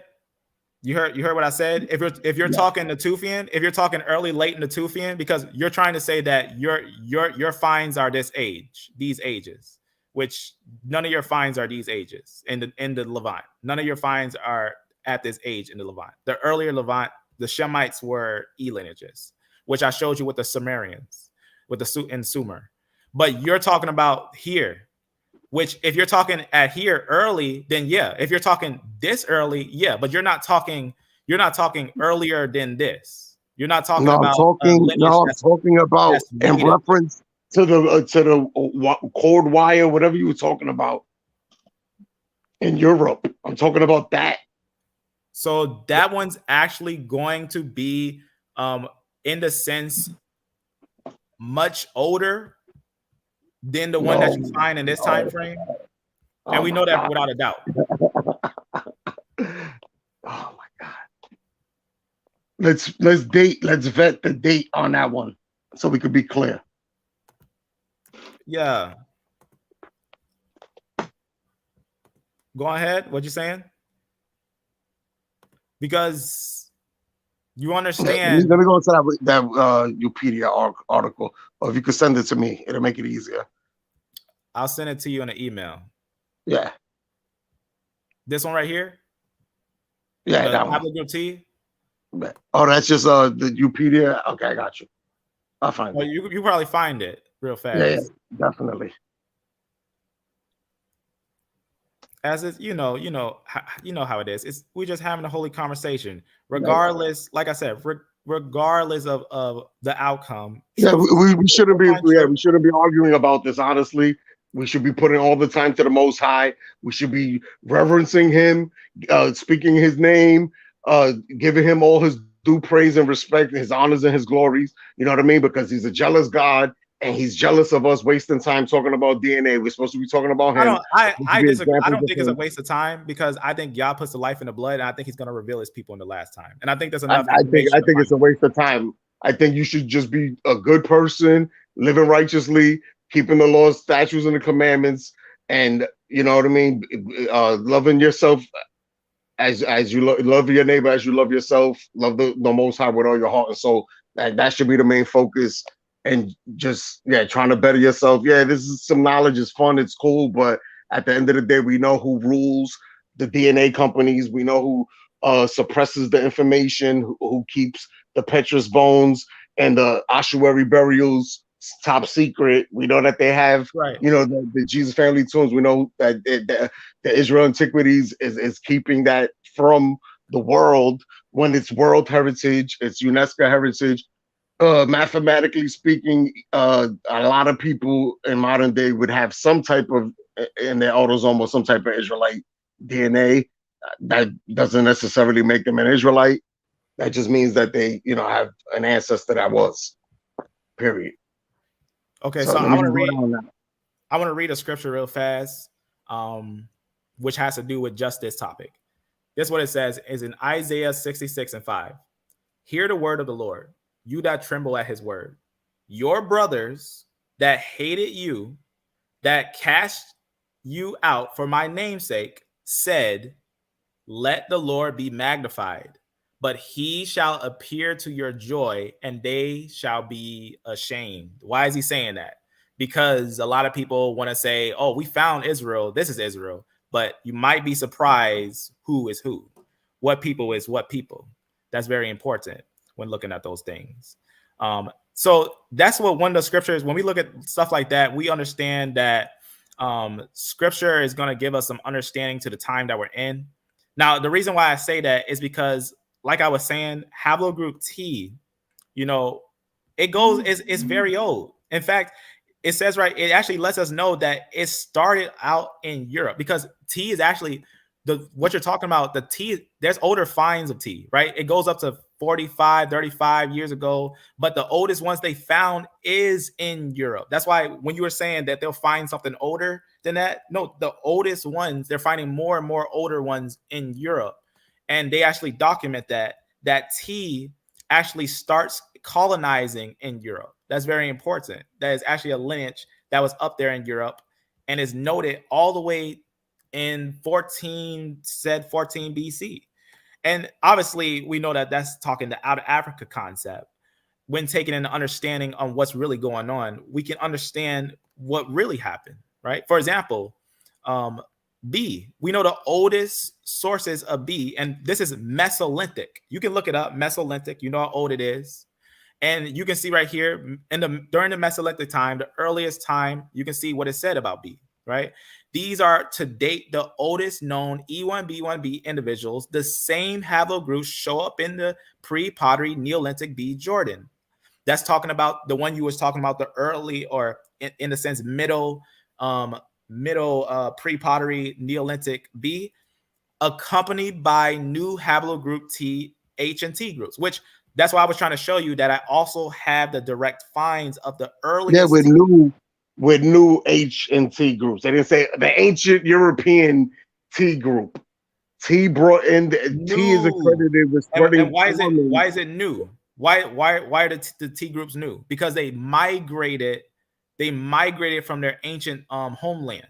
They migrated from their ancient homeland and went downwards. That's important. They migrated from their ancient homeland and went downwards. Let me just open something up here. And no, I thought you were talking about Europe on that one there. That ancient T wasn't found in Europe. Yeah, ancient T's homeland is Europe. In fact, Germany. Ancient T's homeland pinpoints to Germany, where most of its descendants are, which later became the Vandals. That's a fact. But let me show you something. My man, the oldest T found is in Jordan. My man, is not in there. You don't know what you're talking about. Okay, so the Neolithic, yes, you have different phases of the Neolithic. You have early, you have late, you have middle. Okay. Eventually, in the late phases, maybe 4,000 years ago, T went over there and started to teach the people some advancements. That's all that is. And if you go into the main sources, click it on the Wikipedia. If you click where it says whatever culture that was in Europe, click it, and then it's going to bring you to a Wikipedia page. You go down, it's going to say source number 27. You go to that source there, you click that, you see where it takes you. At the end of the day, a lot of that stuff is dead links. It's fake stuff. I could change it right now if I want to on Wikipedia. I'm not talking about I'm gonna change it right now for you. I'm gonna change it on Wikipedia. Do you see my screen? Can you see my screen? I'm showing you where that T came from. I'm showing you the age of that T. The T that you're talking about. What is this? This is what you're looking at here. It's going to be ancient genetics. There's going to be ancient genetics from different locations. This is from Germany, T1 in Germany. And we can look at this place. I can show you this place. I can go to the place and I can show you. I'm going to show you real fast. I'm just going to go to the place. Go over here and watch me go to the information of it. So I was just talking about basically the location. Yeah, go to the source. See if I can find a map right there. Go to the source for that. So you can see right here. And then look, and then notice what you see right here. I'm going to go to the source. You see what it's saying right here? It says it's been obviously a place. It's been dated to this. It says into early the genetics. Go to the source for the genetics. Pottery. And I'm gonna click it.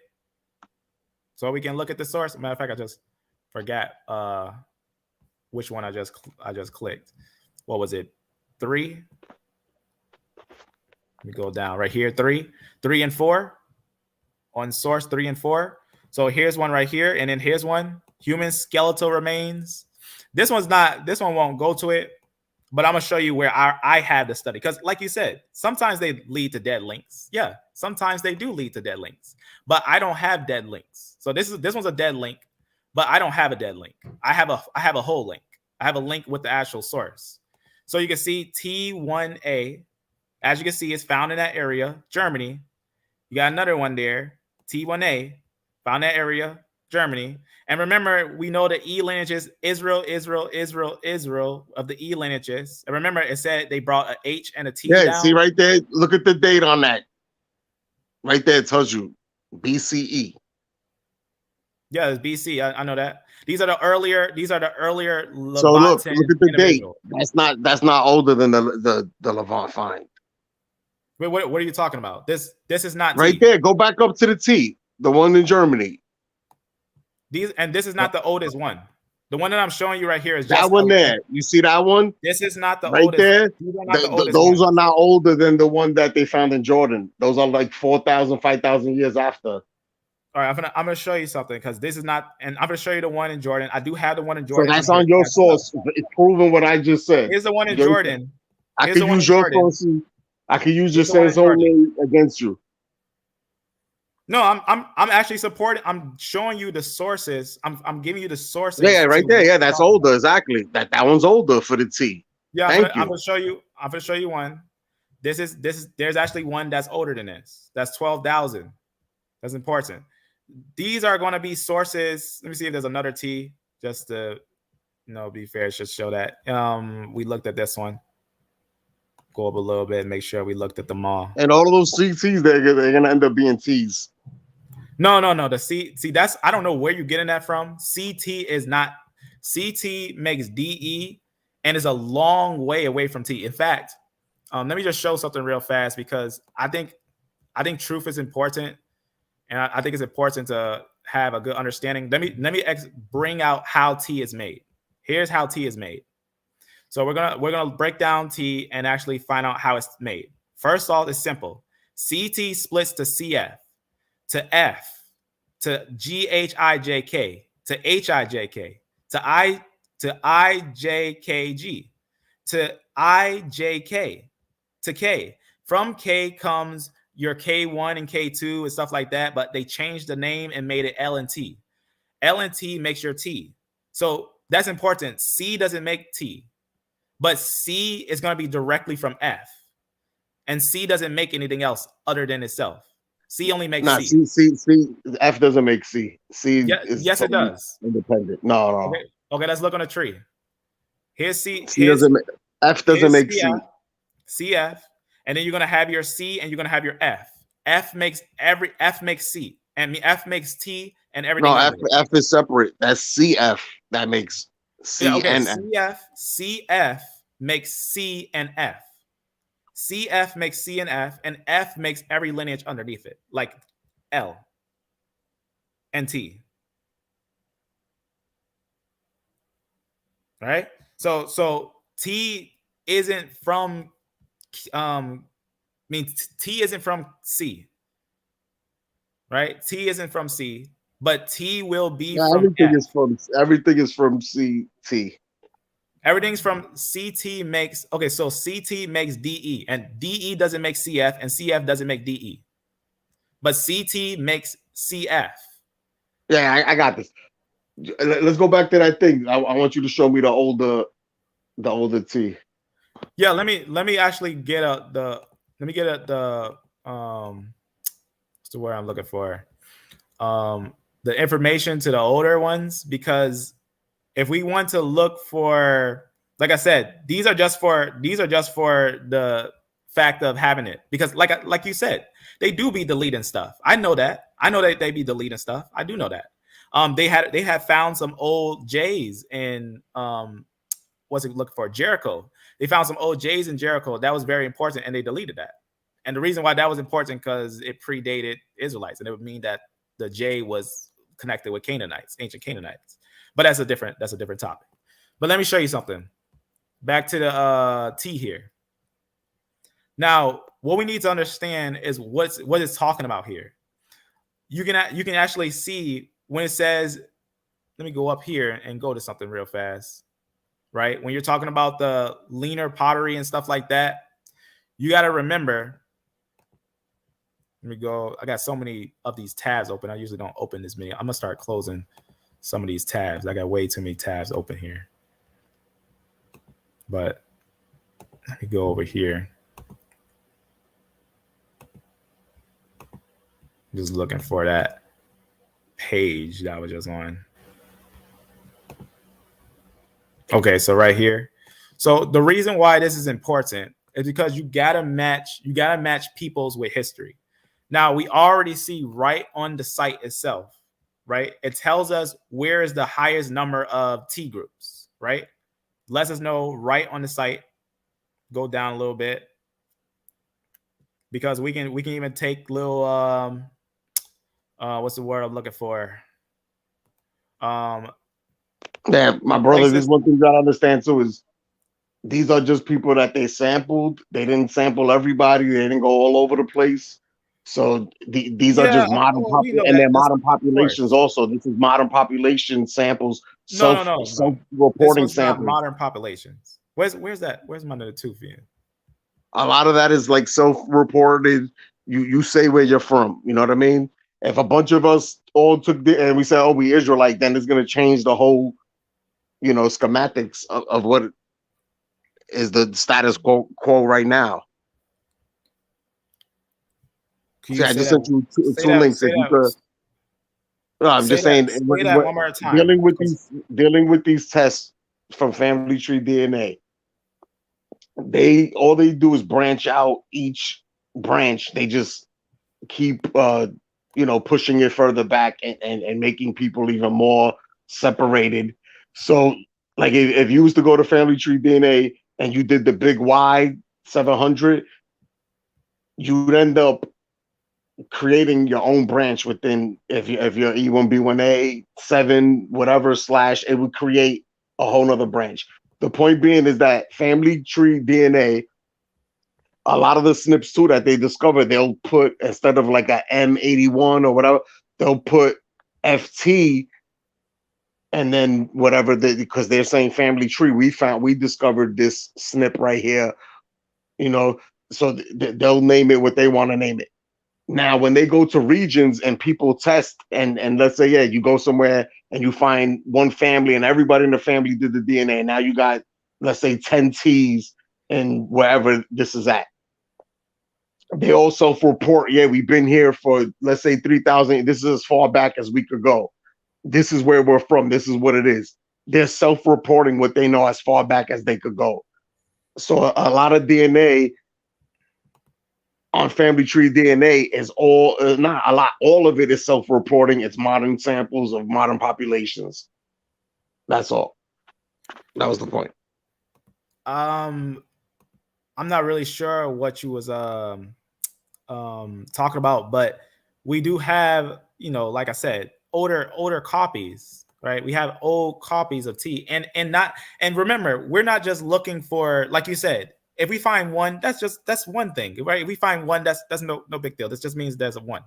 But if we find a larger portion outside of the Levant than in the Levant, that means that they are not, their homeland is not the Levant. In fact, we know that they're not from the Levant because the first time we see them is not at the beginning of the Natufian time. We see them later on. And remember, the Natufian have connections. I believe they only have 5 samples, maybe 10, the most, of Natufians. I wouldn't necessarily say that those are the entire, that represents the entire makeup of the Natufians. No, they honestly found. I did a video. I don't think you've seen it. I did a video on all the finds. They got a lot of finds of Natufians. Like if we go back to my page on Instagram, actually, to the slide that you said that you're familiar with, which is the 9th slide on my Instagram, it shows you right there, Israel Natufian 1, 2, 3, 4, 5 samples. Out of the 5, 2 of them are CT, and the other 3 are E. Those CTs represent, yes, the T lineage eventually. Period. He has the power to create anything. CT. Wait. Say that. Just say that one more time, just so I can understand what you're saying. Go on my Instagram. You on there? Oh, the ninth slide that you said you're familiar with. 1, 2, 3, 4. Underneath your 6. Right here. Boom, that one right there. Yeah, that one. You're familiar with this. I'm gonna try to open this one. Let's see if I can open it. I wish I That's could. not letting. But you can see it from there. That's the one. You see where it says Israel Natufian? Yeah. So remember, CT makes DE and CF. So yeah, where it says Israel Natufian, there's 5 samples. 2 of them are CT. The other 3 are E. Right. So but to base the whole Natufians, to base all of their DNA off of 5 skeletons, you know, that more power to you. You know what I mean? Do your thing. But I know that T is indigenous. He was there. Just maybe didn't find him amongst those 5. They need to go maybe check another 5. And I want to play something for you. This is going to be something that I think is considerable, because when we look at what geneticists say, we should consider a little bit what geneticists say. I just showed you what historical people say, and now I'm going to show you what geneticists say. I'm going to copy this thing and show you something on here. All right. All right, let me show you something. All right, look at this. I'm going to read you something. So before I show you this, remember I showed you another report right here where it says about this report in 1973, right? That one I was just showing you after they put the publications of the people of Israel. There's actually, this long story short, I guess I'll give a summary of what this is. It just talks about a goal right here of doing research on basically those of the Levant and whatnot, and just long story short of what they're doing there. Let's keep on looking right here. I'm gonna show you something. It says right here, this report in 1973 suggested that the Natufian and their descendants formed a core population in Israel that could be traced down to recent periods, but was added to or temporarily displaced at certain times. Now let's look up here and see what they say right here. Here's another one. You can see is a different site, different place, different information. You can see some names here, get understanding on these things and whatnot. It talks about high resolution of Y haplotypes of Israeli and Palestinian Arabs and whatnot. We're gonna look at something right here. Watch what it says here. Just talks about them that's there. Watch what it says here. It says based on archaeological evidence, right? On the digs, on the evidence of the digs, it has been suggested that the Natufian and their descendants formed a core population that can be traced to recent times, but was mixed with incoming groups. You see? All right, so if you didn't see that video, you should see it. We don't just have a few Natufian examples, but we have a Natufian examples all the way to the Bronze Age. In fact, they themselves say that the Natufian homeland, which I just showed, was in Israel, and the Natufian homeland stretches all the way up to recent periods of times to their displacement, to the times that they get displaced. Which, when you trace the E1B1B all the way back during the time of Assyria, they were actually displacing the Arabs, which I had talked about before when I was talking about L3. That it is historically recorded that when Assyria was rising, right, Neo-Assyria, New Assyria, they started displacing the Arabs in their land and started inhabiting their lands. So that's one of those things when we think about Natufian being displaced. Not that I'm just connecting it to the Israelites being displaced, but the fact of the Arabians being displaced historically. So just, you know, when we're talking about these things, it's important that, you know, we look at them carefully. You know, I'm not just looking at 5 Natufians. I'm looking at so the Natufians. If we're associated with the pre-Pottery Neolithic A, that would go into Gobekli Tepe, and that's in Turkey now. That's in Anatolia. Anatolia is part of the Levant, is part of not only the Levant, it's also part of the Fertile Crescent, that region there. And you got to also put in Syria, Lebanon, all of that northern region there by the Galilee. The Galilee is very set apart from southern Israel, from the Gaza Strip and all of that. That's a very far, right. There's a away. lot of places. That's, like I said, the Natufian culture has been documented at dozens of sites. Around 90 have been excavated, right? That's if there's 90 sites, there's more than 5 finds, which that's what that video is. That video is actually going into the depth of how much they actually found of the Natufian, which we still see the E1B1B lineage today, which, it's not that this lineage just vanished, right? E1B1 didn't just vanish. It continued on. And remember, I showed you the Natufian, right? If you look up Sumer, right? If you look up Sumer, it is no doubt that the Natufian have connections to Sumer, right? Even on that pre-Pottery Neolithic B, you've seen that the genetics. But the sad thing, my brother, is that it says that right there on Wikipedia, and we found it in dozens of sites. But I guarantee you would not be able to find dozens of papers to prove that. I'm telling you, I know this because I study very deep, and you're not going to be able to show me some other sources that show that. Like, I believe it. I'm not saying I don't believe it, but there's no sources to prove that. There's plenty of sources to prove that. Are you saying that the Natufian, there's only 5 Natufian? I can't find no other examples of Natufian. Yeah, show me some sources. Show me some paperwork, some grids or something, definitely. And not just like some pseudo websites type of thing, like official research, like Nature, like official websites that you could just look at it and tell. I'll show you a book, because email it to me. People have seen it. Even do and make a video about it too. Like, let me show all of these Natufians that were found. I already showed. And you got the sources in the video. Yeah, let me show you something about the Natufian real fast. I'm just saying, for the video, you got the sources in the description. I'll put it. Is in a Synthetic Sunday playlist, but I'll go to that. You should always add your sources into your description of whatever video you do. Yeah, I usually do that. Afterwards, I'll put my sources in the description, whatever you need. But let me read you something real fast, because there's a lot of evidence on the Natufians. For example, this linguistics. He did a little study on the Natufian, on their dental traits. And you know what he found out?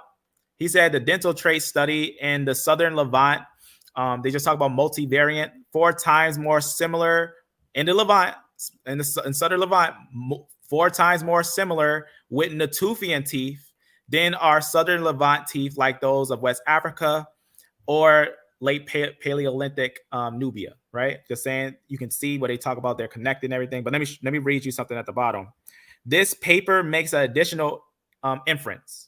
It says, since there is archaeological and physical anthropological, I'll keep getting that word twisted, anthropological reason to believe that the Natufians were related to modern Shemitic speaking people of the Levant. That's what they say. So one, we found them in connection to what you see right here, where it says right here, although not specifically talking about Sumerians, you can see right here talking about having suggested a partial North African origin for some pre-Shemitic cultures of the Middle East, partially Natufians, after testing the genome of Natufians and pre-Pottery Neolithic culture bearers. Alternatively, you can see right here where it's talking about those, suggests that it had association with obviously the ones in Sumer, right? That's very important. And obviously the Mesolithic, right? Letting us know that they are from there. The Natufians have connections to Sumer. We can find them that they have connection to Sumer, and that they have connections to the Shemitic language. Now that's just one point, because why would they talk about a people that they only have 5 people of? Why would they compare a massive people of Shemitic people, the spread of the Shemitic language, and the connection of the Sumer with 5 different people? That's not what they're doing. They actually have multiple examples. As I showed you, there's 90 different sites. They're not going to just claim a thing and it's not there, because that's important that you actually look at the actual genetic finds of it, right? And not just the genetic finds. I'm not just focusing on the genetic information. I'm talking about the ancient people and comparing them to where they should be at the latest. And their homeland, you don't find them anywhere out of the Levant. You can't find E lineages outside the Levant. I dare you to find an E lineage older than a Natufian outside of the Levant. You can't.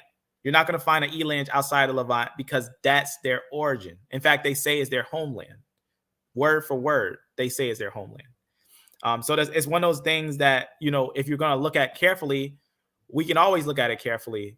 And based on the facts of the Natufian, their homeland is in the Levant, right? But the haplogroup T, you can find massive amount in their homeland outside of the Levant, which is in Germany, is what I'm saying. That their homeland, based on historical sources and even the genetics, that their homeland is outside of Levant. But the Natufian you can find in dozens of sites in different places.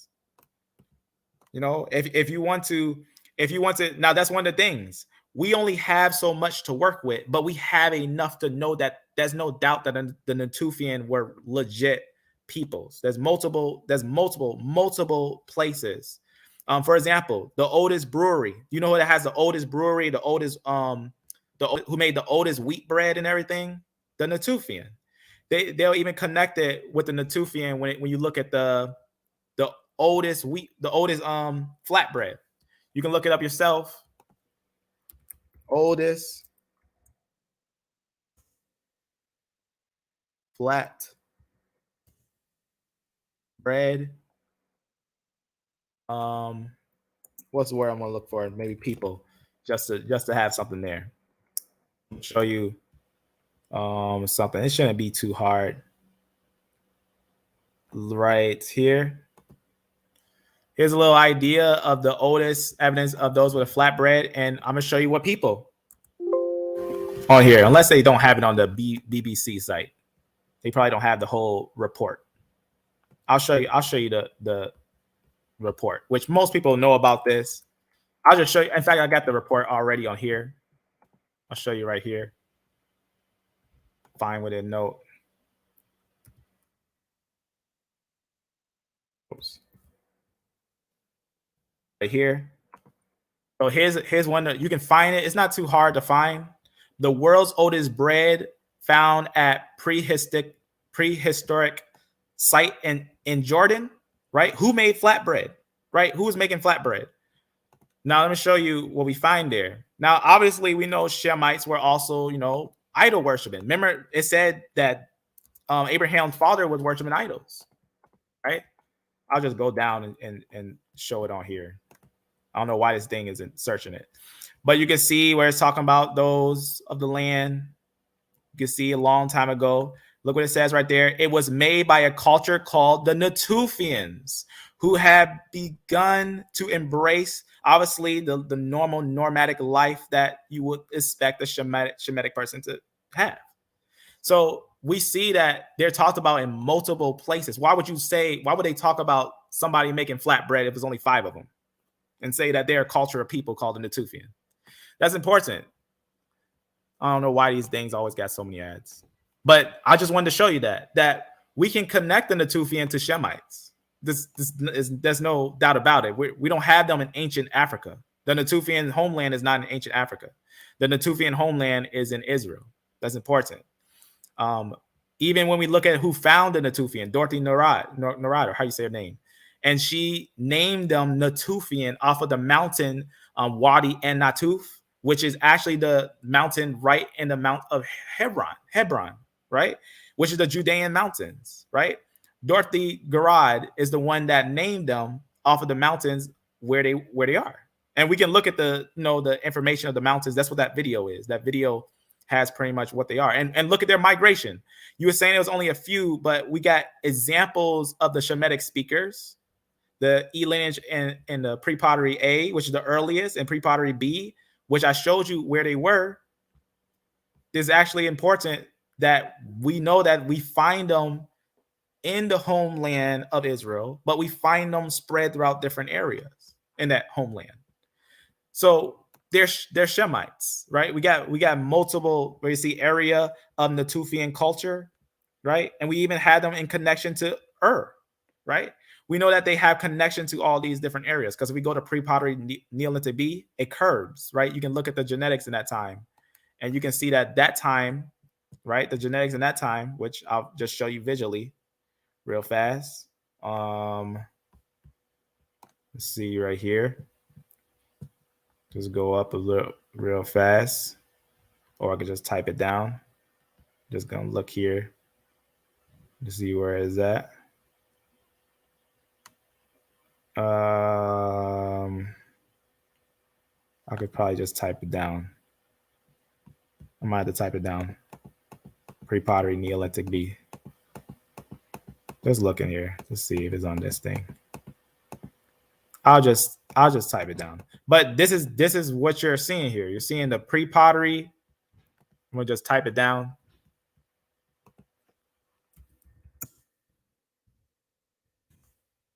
So pre-pottery Neolithic B. And notice what you see.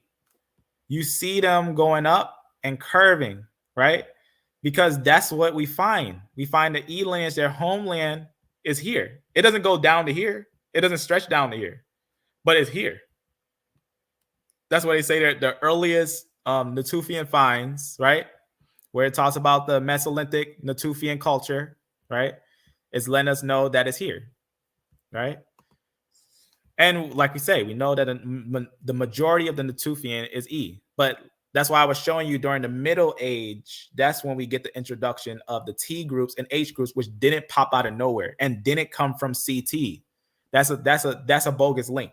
You can't link T to CT. That's not even how it's linked, right? We gotta make sure we understand the tree. CT doesn't make straight T. You don't just go CT and then get T, but you rather get F, right? FM89, and then you get obviously going down, working his way, IJK, and then you finally get LT and then whatnot. So, like I said, you don't go from just because you find in the Natufian CT makes DE and CF, but CT is leaning more towards the YAP lineage because if you look carefully, they also have a YAP in them because only the DE lineage have a YAP. But even so, consider this. F makes, as you see, GHIJK, then HIJK, then IJK, then J, then IJ and K, right? IJ and K. From K comes your K lineages, which what's interesting is L and T was originally a K lineage, like K1 and K2. In fact, right on their site, it'll tell you that. It'll tell you that it was originally a K lineage, but then they gave it its own name. Let me show you real fast right here. LT right here. You can see right here, and it says also known as K1, previously as Haplogroup K2. See what's going on there? It's not from CT. It doesn't come from CT. That's like saying it came from CT and just popped out of nowhere. That's not true. That's not true.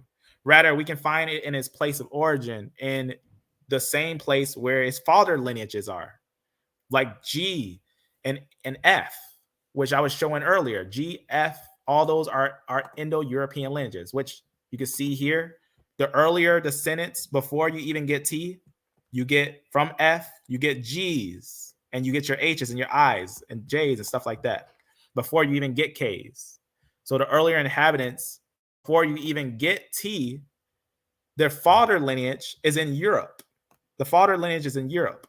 And that's what I was showing here with the same female lineages, the same exact female lineages.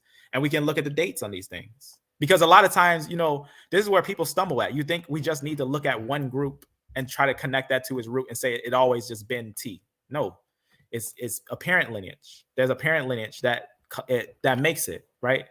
It makes a snip. But you can see G, F. Remember, F makes G. So F makes G and makes your I's. These are your earliest European lineages, and you can see the dates, right? 6,000, 15,000, right? This is before, and this is before T is, what's the word I'm looking for? Gets into the Levant, right? T is not even in the Levant at this time.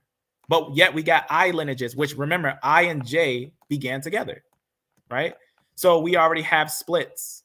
So that means if they're not in the Levant at this time, and if T is out, T is actually in the same parent place with his parent lineage. In fact, let me show you that we can find G's, HIJK, well, G's and the F lineages right next to the homeland. Show you something real fast. I'm going to show you that T is right next to his parent lineages. I'm going to show you right now. Once I go to the Neolithic time frame, I'm going to show you T. Neolithic, remember, Neolithic is earlier than Chalcolithic. This is the earliest evidence. So you want to see the earliest evidence of T? I'm going to show you now. I'm going to show you now the earliest evidence of T. All right? Here it is. I'm going to show you the earliest evidence of T. Right? And I'm going to show you it next to his parent lineages. Right? All right, so watch what we see here. I don't know why that just turned. All right. All right, so we're going to look for T, and we're going to see if it's by his parent lineages. Remember I showed you those I's on that picture? We need to find some G's. That's going to be a parent lineage. That's going to be closer to what it is. Remember C's? Right next to the C's? You can see what's going on over here. What can we find over here? F. What did I say about F? T comes from F and G.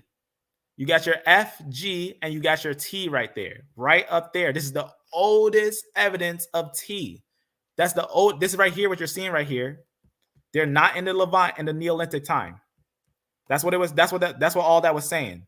That they're not in this area, right? T is not in this area at this time. E is in this area. E is actually in that area, and that's what we was looking at when we was looking at the earliest recordings of E's homeland, which is the Levant, which is the land of the Shemites. But T's homeland is right next to his parent lineage F, right? And that's where the mistake was coming from. You thought CT makes T. CT doesn't make T. CT can make T from a long lineage, but that's skipping ahead. You got to go from the breaks. You got to go from the breaks of where they come from.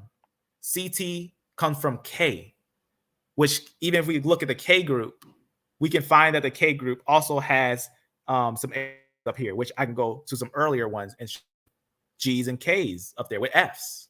This is the homeland. This is the father lineage of T. And just to show that T does come from that, because, someone could say, well, it's not true, even though you can see from the tree. You can see right here, I had asked them, right? IJK descends from FM89. This is me talking to family tree DNA, right? They say IJK comes from FM89. I say, yes, then it's correct to say FM89 is the grandfather of IJK, but not A, B, nor D, E haplogroups. Yes, that's correct to say. It's another one from another geneticist, a big Y specialist. They say themselves right here. This is what they say, right? They're going to give the whole breakdown here. In fact, I'll just jump down to the bottom because you can see the whole breakdown. You can pause it if you want to read it more, but I'm just going to read the bottom here. It says this. So you can say the original progenitor of haplogroup F is, however, many great-grandfather of haplogroup A and K, right? Not D and E, not E and B, but F makes all the groups under it, all that's under K, like T, which originally was a K. It says J and K are downstream of F and descended from the man who first, from the man, right? Does a ham, if this is Japhethite, or if F is a Japhethite, can he make a Hamite, or can he make a another lineage, right? Can someone who is originally Japheth make a Shemite? No. That's important to understand. So this F lineage, which doesn't make A and B, nor D and E lineages, and don't try to connect A0T and say, oh, everyone's connected by A0T. I already did a whole video on how the out of Africa idea is false. You got to make sure you see that one to understand that A doesn't create BT and CT lineages. I can show you a quote for that A doesn't create BT or CT lineages. That's important. They actually start your branches. You can see right here, J and K are down of F and descend from the man who first had FM89. Well, you know what's interesting about that? That's exactly what we see right next to T. We see him next to his father. FM89 mutation, which you can see another one being of his descendants and everything. And that's why we're looking at this thing carefully, very carefully, because you can't just say CT makes T. It doesn't break like that. Just because it's a T, just because this is a T, it wasn't originally a T. It was a K. So that's very important to know that T was a K coming from K. Even says right here, ancestor, K, right there. So coming from IJK, right? Coming from HIJK, coming from GHIJK, coming from F, which F is the progenitor of all that's underneath it, like CF. Everything under CF is all one family, not A and B, not D and E lineages. F doesn't make A and B. F doesn't make D and E lineages, but F makes T. Long stretch. Not CT makes T. It doesn't break like that because T is not a T. T is a K. That's very important. I'll let you go ahead. So you wanted to see the old evidence of those things. I just showed you the oldest evidence of T. Now you go ahead and explain yourself why I find T in Europe in the Neolithic time frame. Yeah, because what's the name of that map there that you showing? Yeah, I'll give you the information. I'm just saying, what was the name of it? Like I said, it's right on this site, right here. Yeah, wait, where is it? Let me. I don't know I got too many things. I gotta start closing some of this stuff. I'm gonna close some of this stuff. I gotta close some of this stuff. It's just much stuff here. Let me just close some of this stuff real fast. So while you're doing that, Hal, I'm gonna play a little clip here. Hold on. Go ahead. Go ahead. Put on screen share. You can turn on screen share. Everything about Jefferson points to him being European. Genealogists have traced his ancestry back to medieval France and Britain. But the test reveals something you might never have imagined. Jefferson's Y chromosome links him back to Europe, but to the Middle East, what is now Lebanon and Syria. This is the best guess. A direct ancestor lived in a land that no longer exists, called Phoenicia. The Bible calls it Canaan. Syria. This is the best guess. And Syria. This is the best guess. A direct ancestor. So the best guess is the land of Canaan, ancient Israel. Wait, what was that video? I heard it a little bit. What is it? Because it was talking about Europe. Yeah, I was saying that T lineage is not from Europe. That it is from Canaan, the land of the ancient Israel. Why would T? Okay, what's older, the Chalcolithic or the Neolithic? Be honest. What's older, the Chalcolithic or the Neolithic? The Neolithic is older. Okay, so I just showed you evidence of T with its father. No, but what it is that unfortunately, you gotta understand that what you're looking at is not real. That's a bullshit. I don't mean to curse, but that's not official. I'll be honest with you. You cursed again. I gave him one warning. I wanted to have that conversation. If anyone ever wants to talk about T, I'm up for the conversation. Don't think I don't have no information to display, but I am up for the conversation to talk about T in a holy conversation without cursing, because I don't allow cursing on my page. But for clarity, what did we just hear? For Haplogroup T is oldest source in the Neolithic time frame, because even is written about T that his homeland is actually in Europe. right? Going back down, HIJK, IJK. And remember, T is a K. Remember that. T is not actually from CT. When I say direct, not directly from CT, but it's from KM9. KM9, which is the progenitor, it makes R's. Like I'm unbiased. I keep saying I'm unbiased because I'm from K, right? I'm from K. So not biased.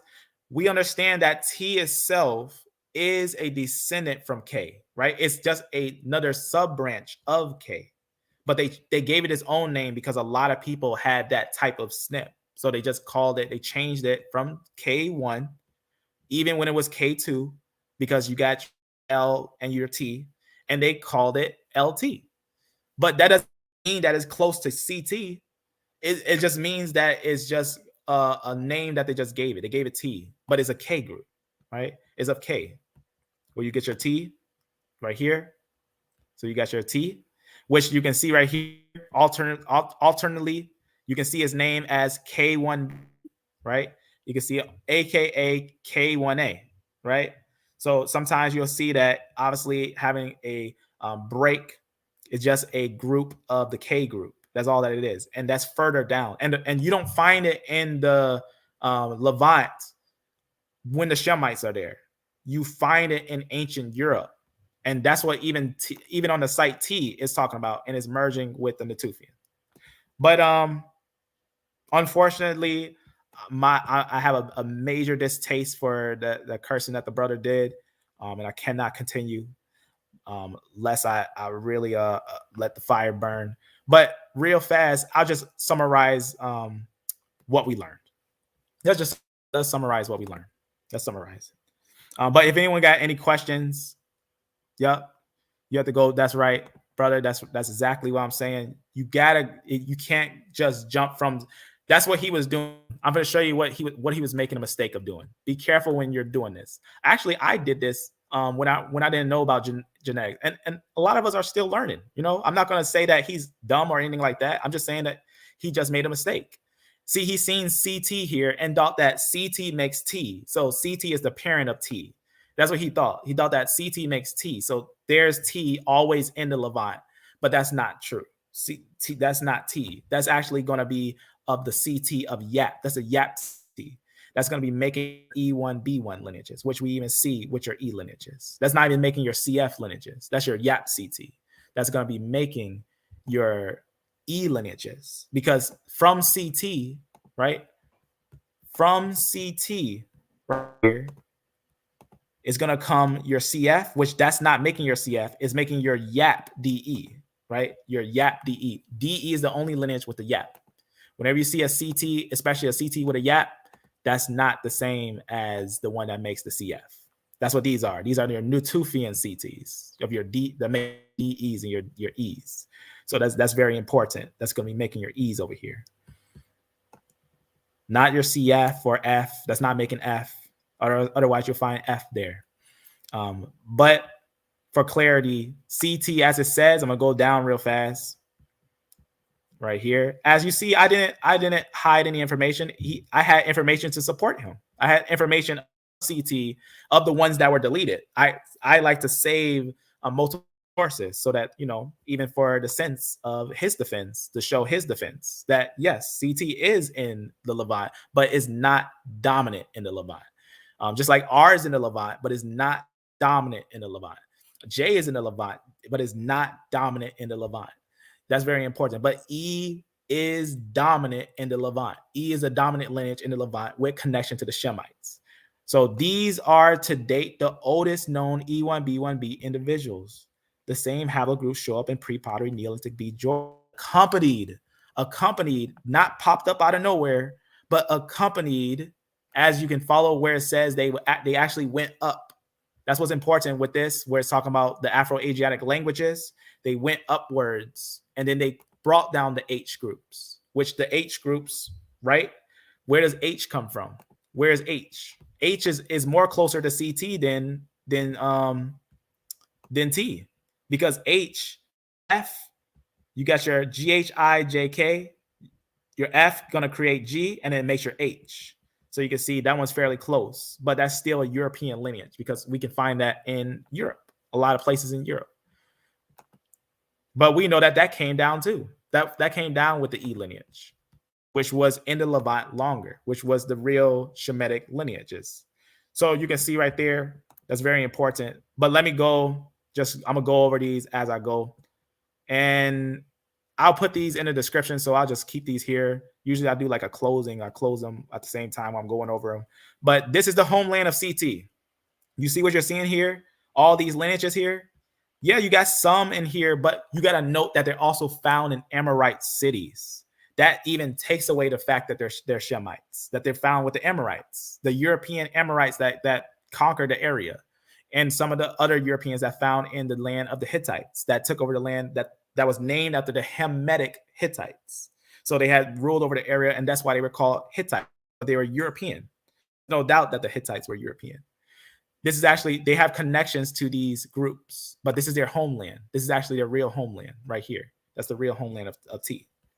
The leaner pottery group, but you can go older and find the Natufi, I mean, not the Tufi, the Neolithic times right there, right? Very important when you go on and talk about those things real fast. But let me go over this in a summary. Let's go over this in a summary, right? Who are the Natufian?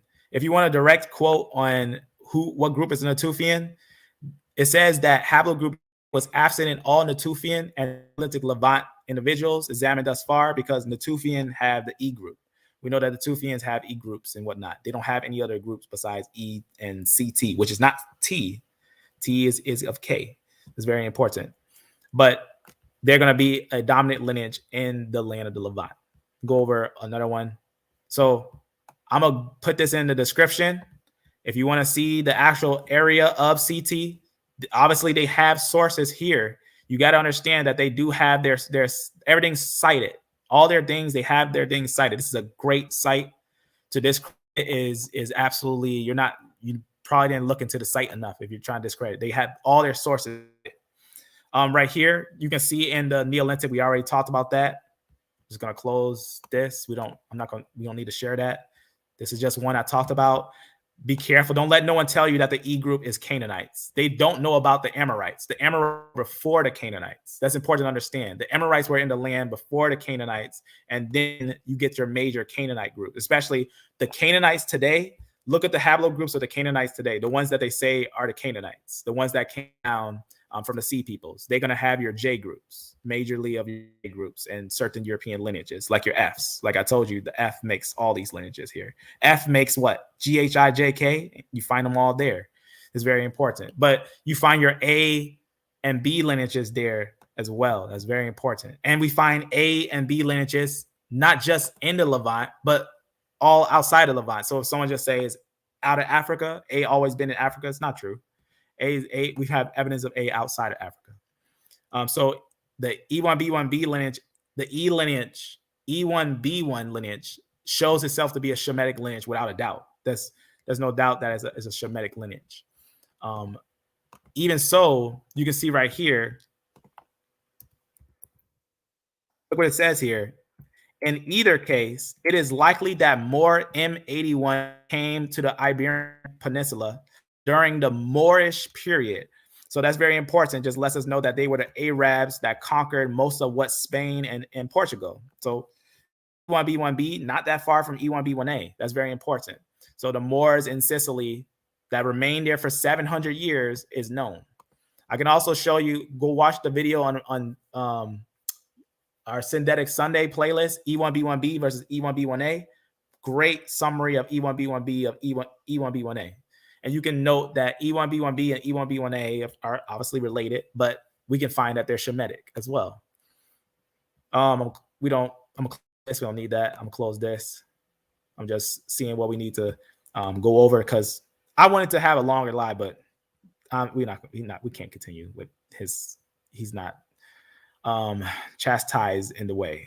He's not chastised. Remember, and we noted that T, remember I showed you T is also in the land of the Amorites. So I showed you T also in the land of the Amorites. That's not good because we know that the Amorites were a European group. So your H's, so your R's, to your J's, and you can find your European female lineages as well right here. And I showed you with the ancient sources, 15, 16,000 years ago, ancient Europe, same lineages that we find there.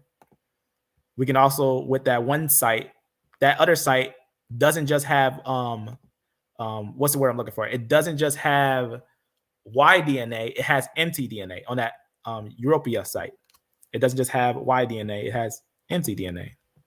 This is just some information I was going to go over. I didn't even get a chance to go over on E1B1A and touching on some things besides the thing of Santo and those things. Always remember the unrooted chart. Know what an unrooted chart is, right? This is actually very important. The reason why is because this is what, when geneticists look at the chart, they're not looking at the same thing you see on Wikipedia and stuff like that. They're looking at the real way that it splits, the actual way that things split. So you're going to have your B and your A lineages, which are different. They split, make their own. You're going to have your D and E lineages, which are their own. And then you're going to have everything under F, right? Your K's, what's under K, right? All these are under K. R is under K. L is under K. All those are K, right? These are under K. You can see that line right there. That's K. Everything right here is under K. And then F, everything under this line is under F. All these are one family. That's one family right there. Right there, just like how it shows on the tree. And you can see your D and E lineages will be here. But remember, F and your C, these are fairly related, right? But your D and your E lineages, these are their own as well. And then you have your B and A lineages, which are their own, right? And that's what we did a little video on. Well, I'll leave this here because I'll put this in the description too, just for the sake. And I was going to go over this. I didn't even get a chance to go over. I did a major live on E1B1B, just E1B1B itself, and talked about how E1B1B has evidence of being Arabians with modern information and different things like that. But we can get a chance to go into that. But E1B1B shows itself to be the Shemitic lines that continue on throughout time. It's one of those things that is solid. And then I didn't get a chance to go over this, but that's fine. I'll just close it since I didn't go over it. I don't need to put it in the description. This is just that one I showed you. Let me just close that. And then obviously, taking T, it tells you right off the site, right? In the connection of E1B1B, we know that it pops up in pre-pottery, in the middle pre-pottery Neolithic B. Not early and not late. It is at exactly the middle stage. It's the Chalcolithic time frame, which is not going to be the Neolithic. So Chalcolithic is earlier than Neolithic. Even his own information, which he showed, right? He has showed that his information goes up to the Chalcolithic, right? And if you're trying to bring that in, that's not going to work for the ancient places. That's not going to work for ancient places. I don't know what this is. And this is horrible. I'm just going to be honest with you. I'm not saying that to bash him or nothing like that, but this is what's the word I'm looking for? See, he put on one of them that this C right here, that we know that's not CT. He says that makes T, but that's a thing in his own. So I'm just close that. So I was going to talk about, I wanted to get fair because I thought it was going to be interesting because I want to, show how it's like a squeeze when you start getting, obviously when you get to the ancient sources, there's no competition. But when you start getting to the modern sources, yeah, we can start looking at how T is in the Levant. Yeah, I got multiple examples of different lineages in the Levant. And I can show you how Dr. Nathan Jensen also says himself that he tried to make T that group. But Dr. Nathan Jensen, what's the word I'm looking for? He shot himself in the foot, because if you actually seen, I did a video where I debunked his idea of making T Jews, because T comes from K. IJK is the same family from F. That means that if F is the father of that group, then you can't just split it any type of way. You got to know who's the father. Who's the father? If this is the father of all these, then you can't just say that this is Hamites, yet a Hamite is making a Shemite and a Japhethite. That's madness. So just want to show you that. Obviously, a geneticist would that, because I just showed you multiple geneticists that would tell you F makes those lineages. But I can show you examples where CT and C fact, let me show you real fast. I'll just show you. Out of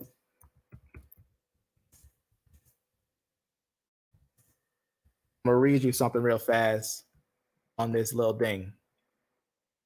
I'm gonna read you something real fast.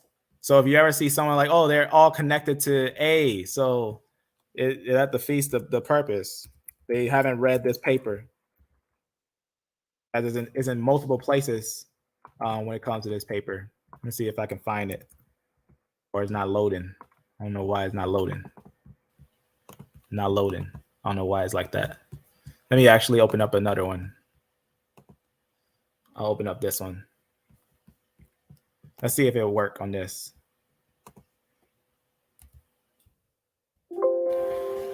This one probably don't have the paper. In fact, there's the PDF. Okay, let's just let it load. Okay. All right, let me show you what is important to note. You see all these A's? You know what they know about these A's right here? By putting them on the tree. I'm gonna read you something real fast on here, if I can just find it. All right, watch this. Watch what it says here about these A's. Okay, you see what all these A's and everything? It's very important. It's multiple places with an example when it's talking about these things. You can see A0. Yep, that's the early ones. A0, A1, A1B. And I'm not going to read them all, but watch what it says here. It just talks about it. And indeed belong to African subclass. Just talks about they belong to African, or they migrated to Africa relevantly recent. Watch what it says. And none of BT nor CT, where is BT or CT on the chart? Note BT and note CT. None of BT or CT lineages descend from them. There's another place where it tell you that the BT and CT lineages don't descend right here. We know that neither BT nor CT descended from African haplogroups. That's the false out of Africa idea that they even say right here that I'm gonna just read it off their own thing. Let me show you. See what it's saying there? This paper illustrates what kind of data those authors actually obtained. He's looking at the real data from the real geneticists, and multiple geneticists actually approved this paper.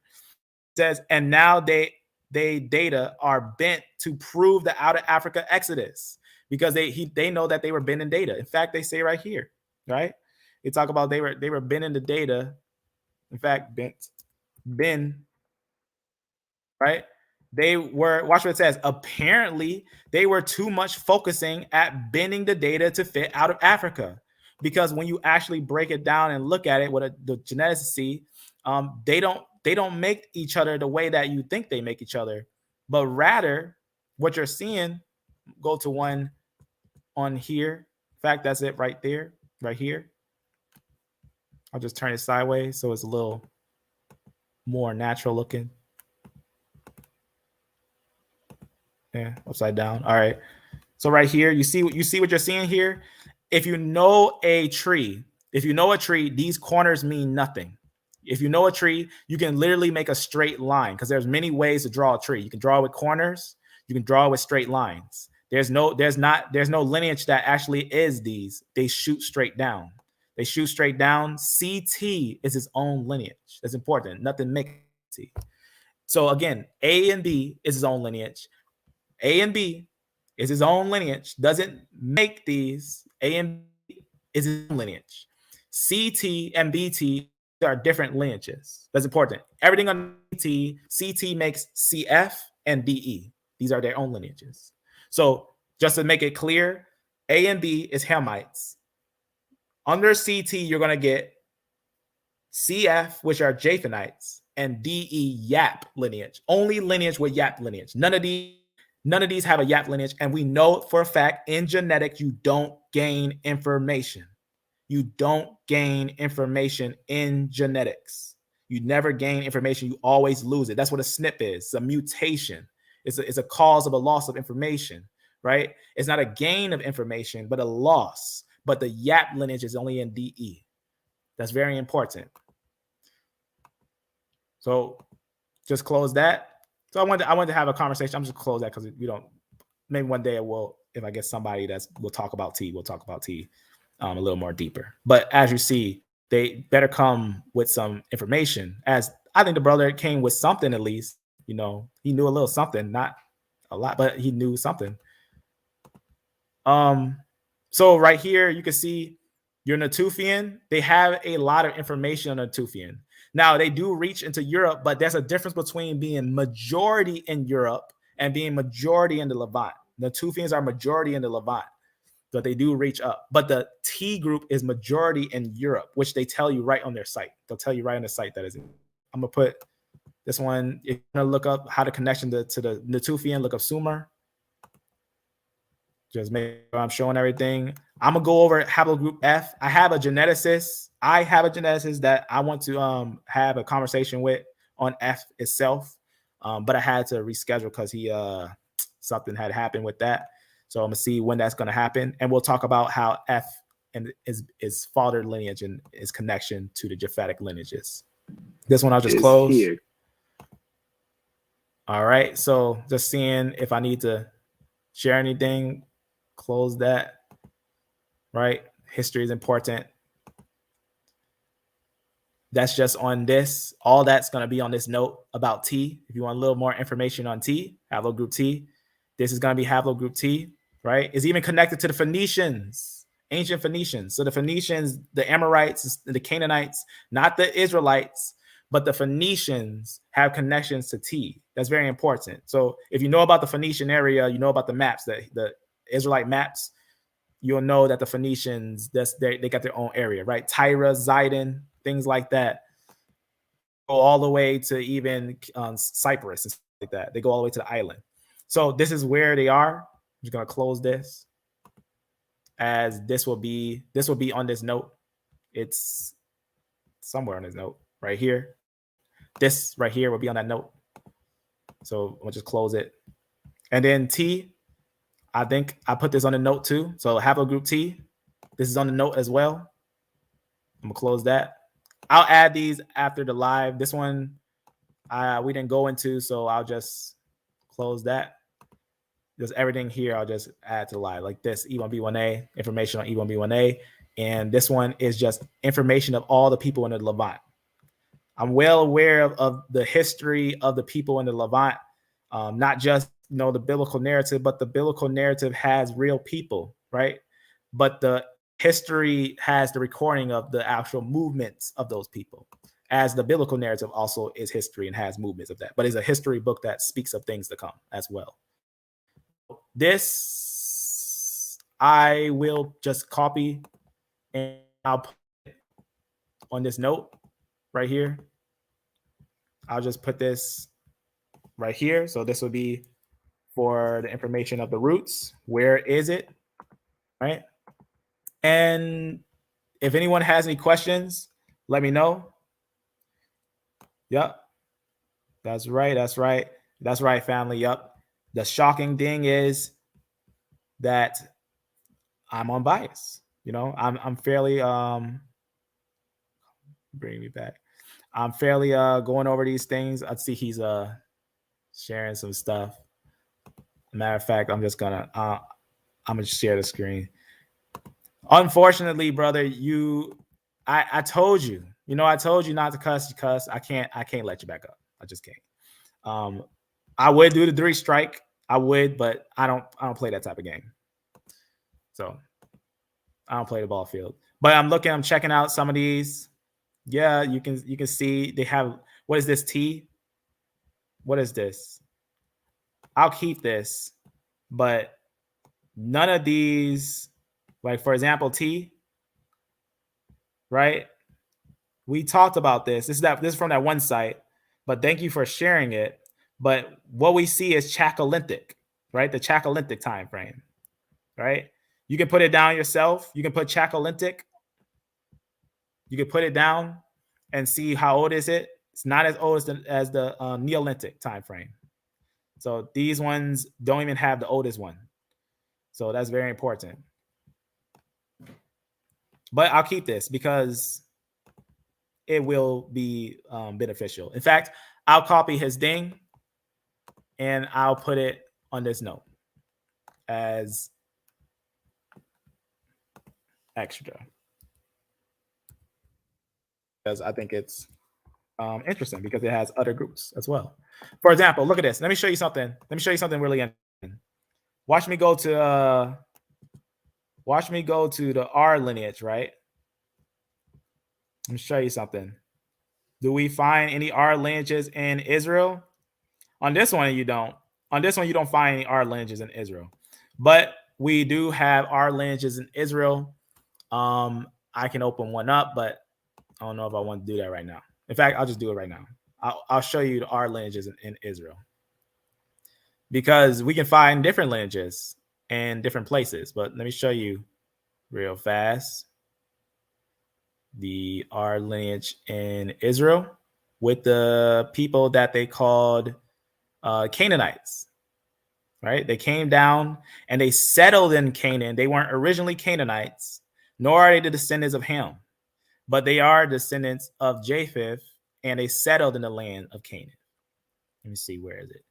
Let me just go up to that real fast. I don't know where. Oh, here it is. You can see. I'm gonna go up. In fact, I don't need to click it. I'll just read it. In fact, I'll click it. I can find different lineages in the Levant, multiple different lineages, but I can find their homeland, right? And I'm unbiased. Otherwise, what would I be trying to do if I was trying to bend data to fit that? Oh, I'm an Israelite. I'm R1. I'm an Israelite. Well, I got to worry about. I'm right on that chart. I'm right on that chart, right? But right here, in fact, right here, let me see. This ain't the one I want. A little down. I think I put it right underneath it. The site. Let me make sure. In fact, it's up here. Right here. I clicked the wrong one. All right, so here it is. Just to show you our lineages right here. Look what it says right here. C peoples, including Philistines, Ararat, including R1b, M269. Right? C peoples has settled in the Levant. These are the individuals that settled in the Levant. You can see right here the individuals. You can see T there. You can see your other groups. Well, T. That's your MTDN. But you can see your R there, your J, your BT, because he said there was no BT. He said I couldn't find any of the Hamitic lineages there, but they have them in the Sidon B finds. They have BT and they have A lineages there. They have them there. That's very important. That's what this is. You can see where they go. They came down, they settled in these areas, right? They came down, they settled in these areas. So we know that that's a true thing, that they did settle there. These are the ones that they call Canaanites, quote unquote, right? These are the ones that they call Canaanites, the ones that settled in the Levant. That's what this is. But they know their place of origin because the places where they migrate from, right? You probably heard about it, the Sea People's invasion, right? Canaan, these are the ones that settled there, right? Talks about those things, right? In fact, just get a quick word on it. You see right here, we'll go down to one just with a quick one. You can see, in fact, right here, thanks to this one, 2018 supplementary material, we know that one of the two Levantan samples from Tel Sharad, right, in that area was R1b, right, M269, right? You can see right there. In fact, the one that they found, right, one intercepted as a Canaanite official, right, residing at this site, right, and whatnot. You can see what's going on. There's a little more in it and whatnot. So this will be. I'll add this to the description too if you want to dig more deep in that. But I'm a bias, so just understand that I'm not gonna run with every thing that's coming out, but I'm gonna examine it in the truth. All right. Now, all this I just showed. So just for summary, what's the summary? I'll just use one note for the summary. I'll use this note for the summary. This is a summary. Haplogroup T, homeland, its oldest homeland is in the Europe, in ancient Europe, right above where you see that little mountain right there. Right up here and they're going to be stationed as a European group. They are also known as the barbarian tribe because they had the migration of the people, right? This is family tree DNA. They had the migration of T, right? They know that T's migration began over here, right? Not over there, but over here, right? And we're talking very, very early on in a large portion, a major large portion, they was over here, right? So they let you know it's not found in a Arab tribal class and different things like that. It lets you know where it's found in different places and everything, right? Always dodge the hijacks. Always look at these things carefully as it lets you know that is the Vandal tribes, the ones of the Vandals, the original source of where they came from, and the migration by the documentation by the Romans. So they was moving around and settling places with the same people who are the same people as them, which are the Goths. So they were with the Goths. Very important. As we know, the history tells us the Goths and the Vandals were two of the Germanic groups that clashed with the Roman Empire throughout Europe and North Africa. So that's why they're in the lower part from the 3rd and the 5th centuries. So we can find it all the way to that time. We can find the Vandals all the way to that time, confirming the migration of these ones. We can confirm the migration of these groups and where they settle. That's very important. And we can connect the mtDNA, which in every place we find the T, we'll find the same mtDNA, which this is your DNA. It's very important. So, and let me see, he has that other one. He had put something else, T increase, right? We had talked about that. Yep, we already talked about that, right? In Africa and whatnot, all those places. Yeah, we already talked about this. This one we already talked about. So, all right. So with that, family, just to get the clarity here, Haplogroup T is a European lineage. It's from F. F makes all the lineages under it.